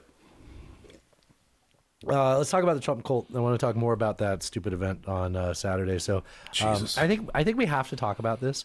I know that I have some follow up on this. So I used to watch a lot of UFC. I used to really love the UFC. And then I just kind of drifted away from it. It wasn't anything about Joe Rogan or politics or anything like that. I don't know. I had fighters I liked. They stopped being as relevant. I didn't keep up with the new fighters. To be honest, I got really turned off by UFC bros, and I just didn't want to be affiliated with the people that liked it. Yeah. Certain people will make you not like. You know what, Alan? It's the same reason I don't like the NBA anymore. No, I'm joking. I actually was in the NBA this year. I haven't been for a while. Yeah, I was really enjoying it. Oh, yeah, congratulations to the Knicks. Oh, yes. So Natasha's show was during the last game of the finals, and when I didn't know who won yet, and we were driving to Sid's. It was 11 o'clock, and I'm driving by, but we drive by another bar, and there's a bunch of guys outside with Knicks gear on, and they seem pretty happy. And me and Natasha were talking. I was like, honey, I apologize. This is a moment where I can only do this now. She's like, okay.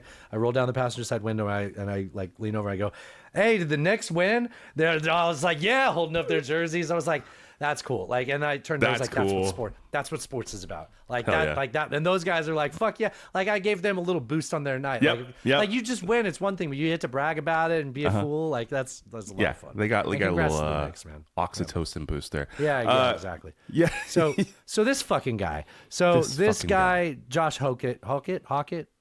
I don't know how to say it. I don't know. Yeah. I get that he is a character, right? I know that he does a bit, but he's no Wheeler Walker, right? He's not pulling one over on anybody. He's just leaning in to the thing that so So I want to get into this. I'm actually going to bring up the conversation that me and Bobby Ferg had, because I was unaware of who this guy is because I don't follow him anymore, right? But then I saw his antics over the weekend. If you go back to it on the way in, he's pretending to be drunk and throwing up on himself.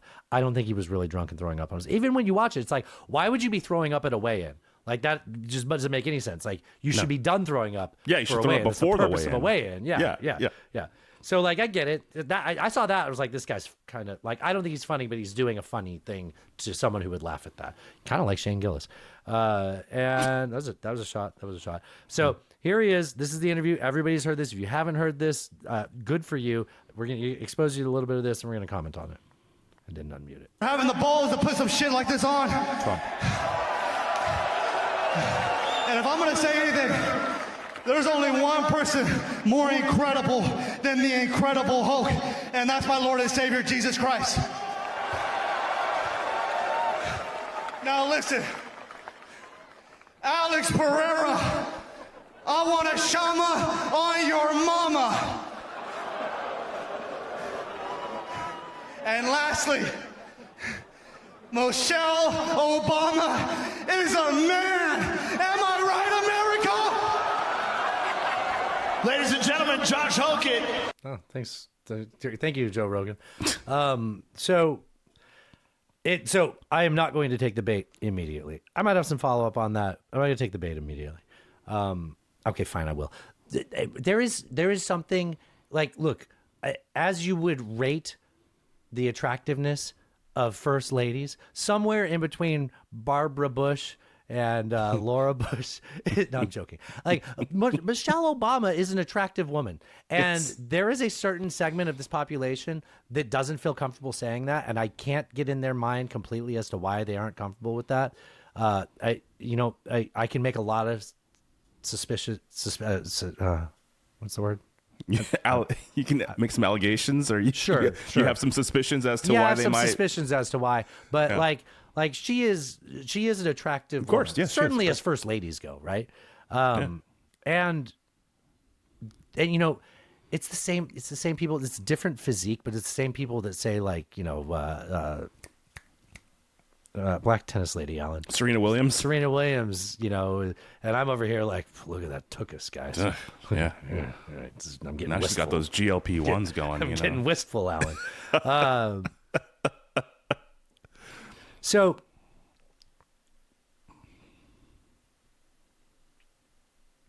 I will take the bait a little bit. Like, could you imagine if under the Obama administration, Obama, like, just picture what the right would say as I paint this picture, what MAGA would be saying, right? The tan suit people would be saying. Right. Okay. If Obama held a basketball tournament on the White House lawn, and then after winning the game, Steph Curry called Melania a Slovakian prostitute who met and fucked Donald Trump on Epstein's jet. You know what? Except that would be closer to the truth than what this dipshit said. Yeah. Yes, that would actually be pretty realistic. Yeah, I mean, like, wait. I have one more thing. Okay. On the bright side, Joe Rogan looks like a talking aneurysm. Hey, that's the second time. Yeah. All right, so a couple things. I, like you, have kind of fallen off the UFC bandwagon. I haven't followed this at all. Obviously, I didn't watch this happen. I've obviously you missed it? Yeah, I've seen the clips. I think that, like, being a fighter, especially in the UFC, is not just about fighting. And I think sure, it's almost, there's kayfabe, right?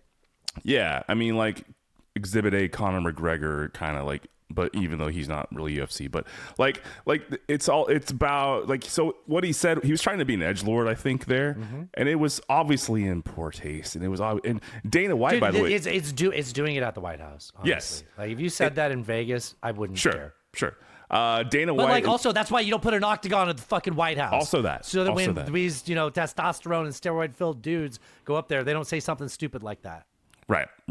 Head of UFC Dana White came out against those comments, said that we don't attack families and things like that, which is whatever. Like, the whole thing was Alan. The whole thing was a fucking shit show and awful and terrible. And like the way that they made Medal of Honor recipients walk out with each of the fighters. Yeah. So they had this in the White House, right? Right. And so like if they were they had the fighters walk through the White House to get to the They came out of the Oval fucking office. What the president did, right? Yeah. And when the fighters would come out from the White House, yeah. they would walk past Marine guards. And they'd have to salute them and all They that. had to salute because they had a Medal of Honor recipient as their escort. Right. Yeah, it's gross. It's fucking gross. To quote Bobby Ferguson, I can quote him. The fetishization of military and making them be a prop is a very objectifying dance monkey dance type shit. But then he was quick to tell me that Josh Hockett is playing a character. It's essentially what if Stephen Colbert from the Colbert Report was an MMA fighter. To which I just like, man, me and him had a disagreement. I was like, yeah, this is a less funny version than I mean, no, it's not like Stephen Colbert though, right? Because like Stephen Colbert was on a left-wing network making a parody of a right-wing person doing a parody, right? This guy is supposedly at the White House being a right-wing person for a right-wing audience and just like leaning into it. And the thing is, and this is the important part, Stephen Colbert was a left-wing person doing that parody as a wink-wink. This is clearly a right-wing person making a right-wing parody for a right-wing audience at what used to be a sacred location, right? Like it's not the same thing. Like, yeah, it's definitely not the same thing, and it's really gross. And the whole thing was gross. I mean, it was just from the fucking sponsors, the Monster Energy, Bud Light, Shane Gillis, fucking Nate Bargatze. So like millions of dollars in sponsorships. Yeah. I mean, that's like right there. There were people that were trying to, there was like a national Friends of the National Parks or something, some organization trying to get this stopped. Yeah. To try to get this stopped because they're literally like, they're profiting off it. And like Trump paid these people in fucking Trump coin, right? Yes. Like, yeah, the whole thing is so fucking gross, dude. This is like, I mean, I don't think that when they made Idiocracy, they would have imagined that, like, I don't know, 20 years later, there'd literally be a fucking UFC fight sponsored by Bud Light on the White House lawn. But here we are. This is fucking here we are. Yeah. Yeah. Let's get some Brondo. It's what the plants crave. For fuck's sake. Yeah, exactly. Yeah. Here, I think, let me give Bobby the showcase he deserves on this. He has a rant. Oh, no, this is too much. I can't read this. Okay. This is good, though. Man, when we were texting each other, we were talking about Cicero, and I had a whole thing about, like, Cicero stabbing the ocean because he's like, well, I can't pay you, but you can go fight Neptune, and maybe you can get some sand dollars from him. I can't quite remember the story. That's the best I remember it, but yeah, this is good. I'm going to read this on my own time, and then I'll probably bring it back up, maybe in the hidden track. I'm scanning through this. This is really good. Goddamn. But I'm not doing this on the show. I apologize. Yeah, recap it tomorrow. Yeah. I got a bunch of tabs open. I'm trying to find out where we are. Yeah, I don't know, man. Like, I get that people that don't know anything about this sport took the bait on this guy, and my response to that is, you're at the White House. Like, we should, like, just because Trump is a joke doesn't mean that we're not supposed to treat this like a... And I think the whole point beyond that point is that it should not have been at the White House. That's right. Like he can break kayfabe, and you can be like, okay, he's being a character. I don't care. You you just saying that Michelle Obama is a man is a tired conspiracy theory. Yeah. And I think that I think even Alex Jones is tired of that theory. I think he's, I guess he was one of the perpetrators of it back in the day. Speaking of people who have issues with trans people, can we do some more stuff from the Trump cult? Sure. Okay, so this is a woman who tied for 5th place against a trans woman and then made that her entire identity rather than the swimmer. Yeah. So just remember, this is not a woman who lost a race to a trans woman. This is a woman who tied with a trans woman and said, well, this won't stand. And didn't tie for 1st, didn't tie for 2nd, didn't tie for 3rd. Alan didn't even tie for 4th. Yeah. But she's made this her entire personality. And her entire issue was when she tied for 5th, they didn't have 2 5th place medals. So they gave her a 6th place. She's like, oh, no. I did not get 6th place. I tied for 5th. Mm-hmm. And it's just like, this won't stand. So now she's a darling. Dude, that's a distinction. That's important, I feel. That is important. No, yeah, you're right. You're right. Now she just makes the rounds on CPAC and shit. You know who else hates trans people and tied for 5th? Who? I got a button for this one. Hold on, okay? Okay. Nancy Mace is a literal cunt. She tied for 5th in the governor's race. She tied for 5th. Isn't that funny? That is pretty funny, yes. Just like this lady that tied for 5th. Anyway, so Riley Gaines is doing this. I'm guessing she's just been rude to the production people. She is doing an ad or a radio show or something for some Patriot Mobile. And she can't remember what her she's going to say the word sincerely held beliefs. She can't remember what her sincerely held beliefs are and has to ask them. Wait, tell me the pillars again. So it's pro-life. So, First Amendment, Second Amendment, sanctity of life, and veteran and first responders. Okay. And First, second. Yep. Cool. The First Amendment, the Second Amendment, the sanctity of life, our veterans, I feel very passionately about. Do you guys? Good thing it wasn't the 5th Amendment. She'd be like, triggered. If you're going to talk about, I mean, you hate to even call them political issues, but do you specifically say the left or the right, or do you? Is that something you try to kind of refrain from? Marketing. Like if I were to say something to the effect of like the left is still doubling down. Yeah, you can say. Okay. I've heard you introduce from the beginning, so. Okay. First, that's what I needed to figure out really quick, is when I first. I mean, definitely over a year though. They couldn't get Erica Kirk. Like, come on, Erica. Yeah, and then she's like, "Well, I don't want to just say for a year because that doesn't sound long enough. But for a long time, for much of my life, where's my Erica, Alan? Erica. What do I got next? I got other stuff. She's making money being that person. That's fucking wild. Like it's a good work. It's a living, Alan. Sincerely held belief. Can we talk about the reflecting pool? Oh, the algae. Sure, let's. Yes. Okay. So Trump spent $13 billion to paint it American flag blue. This is now a darker color than it used to be. That darker color generates more heat and attracts more moss. So in like a day since it opened, it's a rich color of mossy green, which also that probably was accelerated because the entire repair that was needed for this was to also replace and renovate the pump system. But they didn't do that, which probably had algae in it. And I'm guessing once that started recirculating again, it helped spread the algae. But fuck if I know on that. I'll actually say I'm not sure. I mean, has he never had a fish tank? You got to get the pump with the filter in there. That's how you fix that. I don't know. He got his pool guy to do this. I'm not joking. His pool guy. He got his pool. Did you not know that? No. He got his pool guy to do this. His pool guy was like, yeah, I could do this. His pool guy should know about filters and chlorine and shit. He got you would a think. no-bid contract. Of course you know he did. That's got kickbacks written all over it. Oh, right? so much. Yeah. Plus, just there it is a fact. There's a rat in your ear. Is it a fact? It is a fact of a pool like this that it's gonna have algae. Especially in the summer. It's just a part of this. It's shallow. It does that. That's just this was not made to be algae free. It was never intended to be algae free. It's everybody has known this. It's a reflecting pool. By reflecting pool, they do not mean the bottom of it. The top of the water is reflective. Everybody gets that. Nobody worries about this. The algae can be there as long as when you stand on one end, you see a reflection of the Lincoln Memorial. Yeah. It's doing its job. It's doing algae its or thing. no algae. Yes. You just made this stupid catastrophe for no reason and spent millions of dollars and got kickbacks out of it. That's why he got his pool guy, and then I mean, but the thing is that did you not know that he got his pool guy? I did not. I really didn't know that.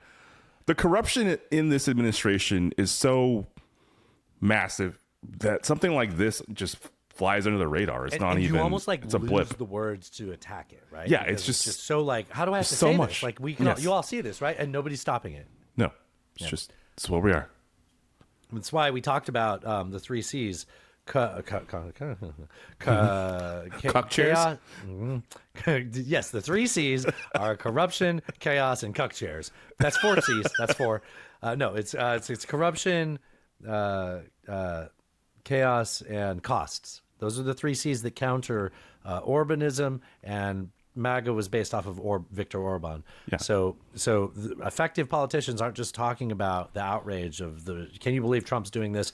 They're talking about how that's affecting you with cost of living, how that corruption is and chaos is affecting our lives, not just complaining about it. Tennessee holler and shit, which has a valid point, but it doesn't like a political. That's good. That's the purpose of a place like that. But politicians like John Ossoff are doing a better job of saying like, hey, I get that, and what we need to do is have a successful pluralism that can counter this, right? Like not a who did I say was ineffective? Spencer Pratt actually having like resolutions to it and a way to try to counter it. Yeah, absolutely. And Ossoff has been able to sort of like find the words to communicate that when a lot of other politicians have not been able to do that effectively. I want to come back to that. I wish we didn't start talking about that. Can we come back to that in just a second? Sure. I had one thing that I wanted to. I have 2 more things. I have 2 clips that I want to play in the conversation of the reflecting pool. Oh, okay. This is Fox News being more satirical than I could ever set them up for. Like I'm not going to set this up. I'm just going to play this and be like, are they actually a satire channel now? I'm here at the newly renovated reflecting pool. If you're just listening to this, there is a team of people standing, waiting in it, and scrubbing it to try to get the green. It is There's like a pool green. boy there. Yeah. Yes, and it is visibly green, and okay. Okay. I'm here at the newly renovated reflecting pool. It's painted American flag blue. And the Democrats are going to tell you, oh, there's green algae, it looks so bad. But there's pool guys cleaning it up right now. No other president would do that. That could be a clip from the Daily Show. Like that's yes, yeah, yeah. That could be Jesus Christ. That's literally unbelievable, right? Like by definition, I cannot believe that That is wild. Like I know that I had this clip, and I'm like, no, That's on Jesse Waters. Yeah. Wow. And then this today, I don't know if you saw this. This happened today. I'm hoping you haven't seen this. A team of people were pouring 1-gallon jugs of hydrogen peroxide into the pool to try to kill the algae. You know what else that kills, though? What? Ducks, fish, all the things. Yeah, there's ducks. Shit. Yeah. The poor ducks, Alan. This has got to be one of the most unhinged things I've ever seen. And to all my water people out there. Water people. This is actually painful to watch. They're Russell Crowe? pouring What are you doing? gallon hydrogen. Are you thinking of Waterworld? Yes. That's not Russell Crowe. That's who gets the he's got the dry land is not a myth. He's got With the thing gills. behind his ears. Yeah, that's not Russell gills. Crowe. That's God damn it, Robin Hood, Prince of Thieves. That's driving me crazy. I'll look it up. Peroxide into a reflecting pool that holds about 6.9 million gallons of water. First of all, wrong application to Kevin Costner. combat an algae bloom. But even if they were going to try to use this method, they would need like something like 17,000 gallons of hydrogen peroxide. Just You do it need one at a time. multiple 6,000 gallon tankers of hydrogen peroxide to even fucking touch this. And it's not going to do anything because it degrades in sunlight. So by the time They're also pouring it in on the edges. Like you would need to like put this into the system, pump it into it. Actually, By the time that you're like on your fucking 4th truck, the other shit has already fucking depleted. This is just like I don't even know if like they really think this is gonna work. This is like Soviet shit. This is like This your really leader is. says that we need to do this. Also, you know what this reminds me of? I hope you're going to the same place. Do you want to say it? No, I don't. What? Say it. What if we can get the bleach somehow inside the body? The sunlight or the bleach inside. Yeah. We're gonna get the sunlight inside the body. Have you guys thought about that? I mean, I didn't know it was Trump's pool guy, but of course it would be Trump's pool guy being like, well, we'll just pour some bleach in it. I don't know. Some peroxide in there. Yeah. It's going to be fine. Yeah. It's fucking, wow. Yep. That's, yeah. That's hilarious. Okay, can we go back to something? Because you were talking about Ossoff, right? And you were Yes, talking yes. about like effective What were you? Effectively communicating the chaos, the corruption, mostly the corruption. The cost. And the cost. The corruption mostly. Like he was able to communicate that effectively.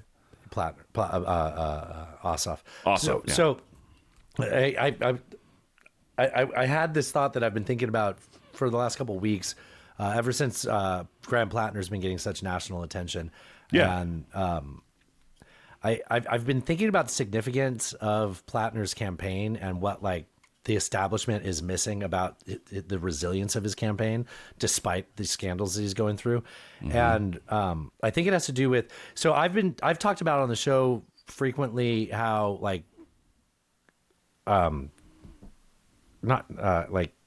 authenticity seems to be what really matters with politicians these days.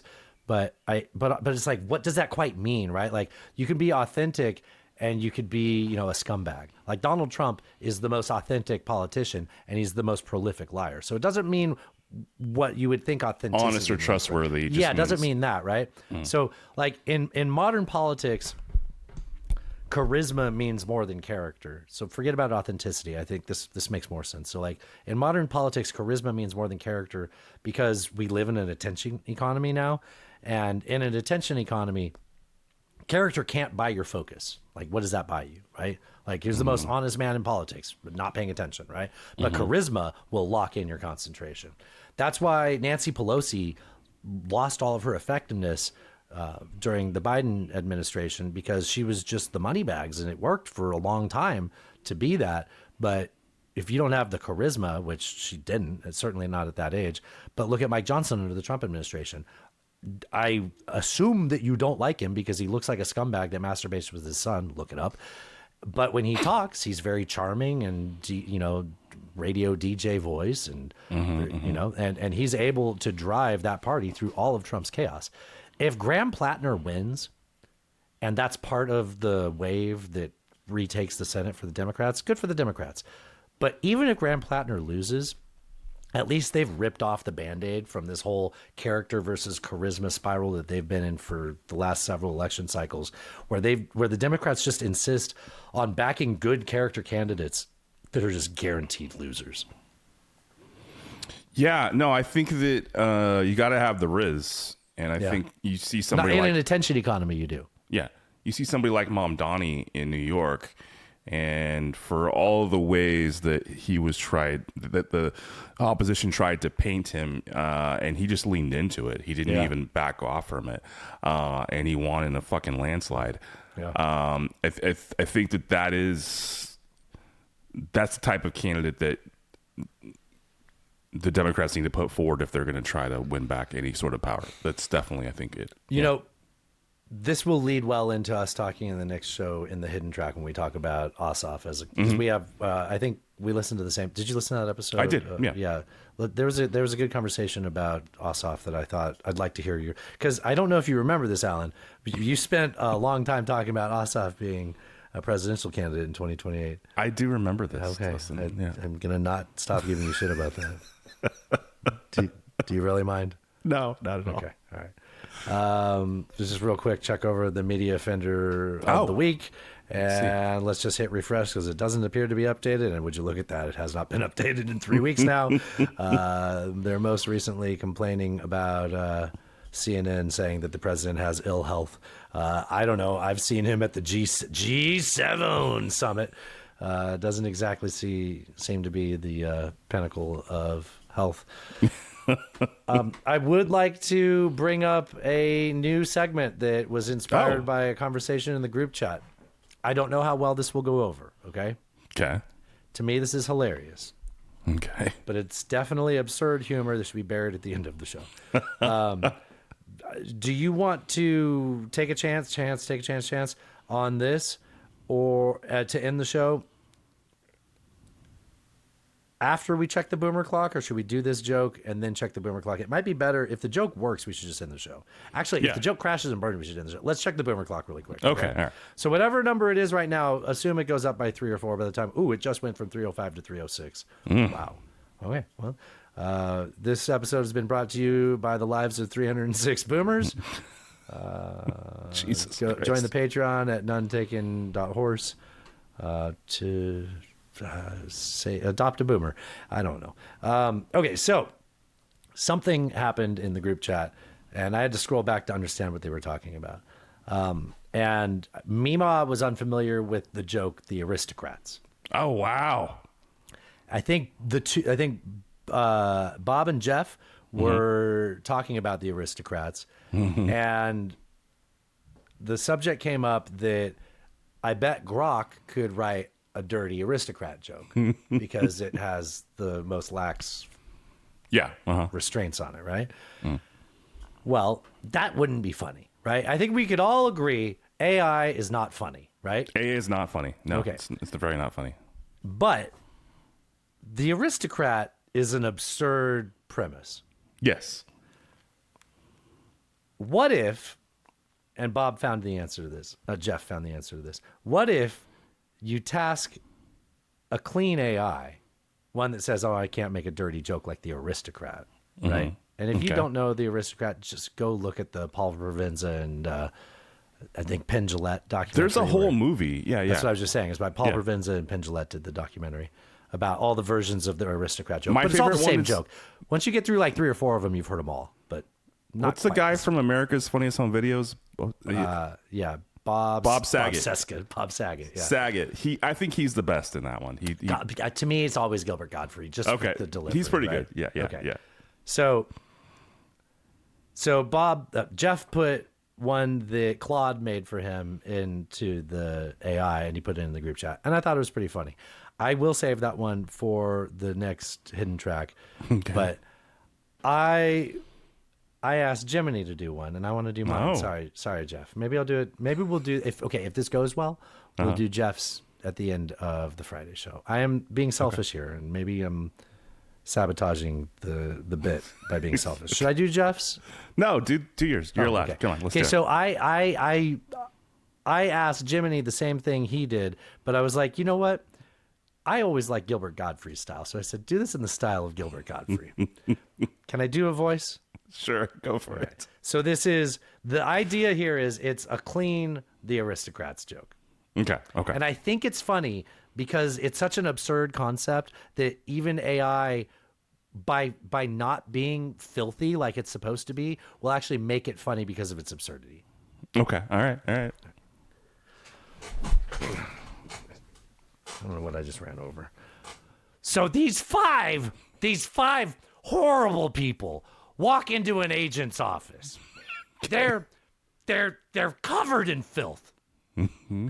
They look like they crawled out of a sewer that hasn't been cleaned since the Taft administration. Oh shit. And the father looks at the agent. He's got this leering, digestive look on his face, and he goes, "Hey, I got $1 million act for you." And then the mother, she takes out a bowl of lukewarm clam chowder and a box of rusty thumbtacks. Don't ask me why. I don't know. I'm just telling you the story. She starts painting the walls with it. She's screaming at the top of her lungs. The kid's in the corner. He's got a chainsaw, and he's trying to build a scale model of the Titanic out of nothing but discarded lottery tickets, and says, and dental floss. It's flying everywhere. It's a nightmare. It's totally unimaginable catastrophe. Mm-hmm. And the grandma, she's in the closet. She's got a gasoline-soaked harmonica and a squirrel that's clearly not having a good day. She's playing God Bless America, but it sounds like a jet engine going through a garbage disposal. The dog, because there's always a dog. The dog's doing things that shouldn't be legal in at least 48 states. It's in the vents. It's bringing back pieces of the building. It goes on for 3 days. 3 days of this. No one blinks. No one breathes. The agent's sitting there, and he's weeping openly. He's got a nervous breakdown in real time. Then finally it's over. The room's demolished. Everything's on fire. The agent looks up, and his eyes are all bloodshot. He's shaking. He can't even hold his pen. And he whispers, "My God, that's the most horrific thing I've ever seen in my life. What do you call that act?" And the father looks at him and he smiles and he goes, "The Aristocrats." This is terrible. I need to not do the Gilbert voice. It went a little bit Tom Waits occasionally. I liked it, though. I had trouble maintaining it. Yeah, I could do Gilbert for like an Iago. Yeah. Jafar, what is this? I can do that. I can do that all day, but I can't do like a whole. That was fun. That was worth Yeah? it. You Yeah, liked that it? was fun. I did. Yeah. If you don't want me to do that again, join the Patreon and message me. Say, don't do this. Say, I'm a new subscriber and I'm paying you to not do the aristocrat. Clean aristocrat. AI aristocrats. Guys, actually, new segment, send in your AI aristocrats. And whoever does more AI aristocrats or new Patreon subscribers that beg me not to wins this contest. We're starting a new contest. Do send those in, though. So a lot of boomers died. What have we learned today? 322 boomers. We learned that AI isn't funny, but I can make Alan laugh anyways. And I guess that means, the only one other thing left is that we'll be back next week. Well, no, we'll be back tomorrow if you're in the Patreon. We'll be back tomorrow with some more dumb bullshit. Until then, go to nonetakenpod.com to support this fine program, or nonetaken.horse. And we'll be back tomorrow, as promised, with some more dumb bullshit. This concludes our broadcast day. Have fun storming the castle. Jeeves, bring me the battery acid. It's not for women. When a guy's banging you, Y'all let me in his damn house. oh, how about that? Come in the name of peace. LMFAO. So what in the world is this? Trump's pee-pee. Why would you say something that stupid? I come without explanations or solutions. I'm a very sexy lady, cat turd. I will not suffer this harlot. How great! An anti-American Marxist. Ted Cruz, go fuck yourself. Read the news. China is asshole. God bless the United States. Bye-bye. Podcasting. Bye-bye. Bye-bye. Drive safe, buddy. Cheers. That was fun. Maga de Lindest.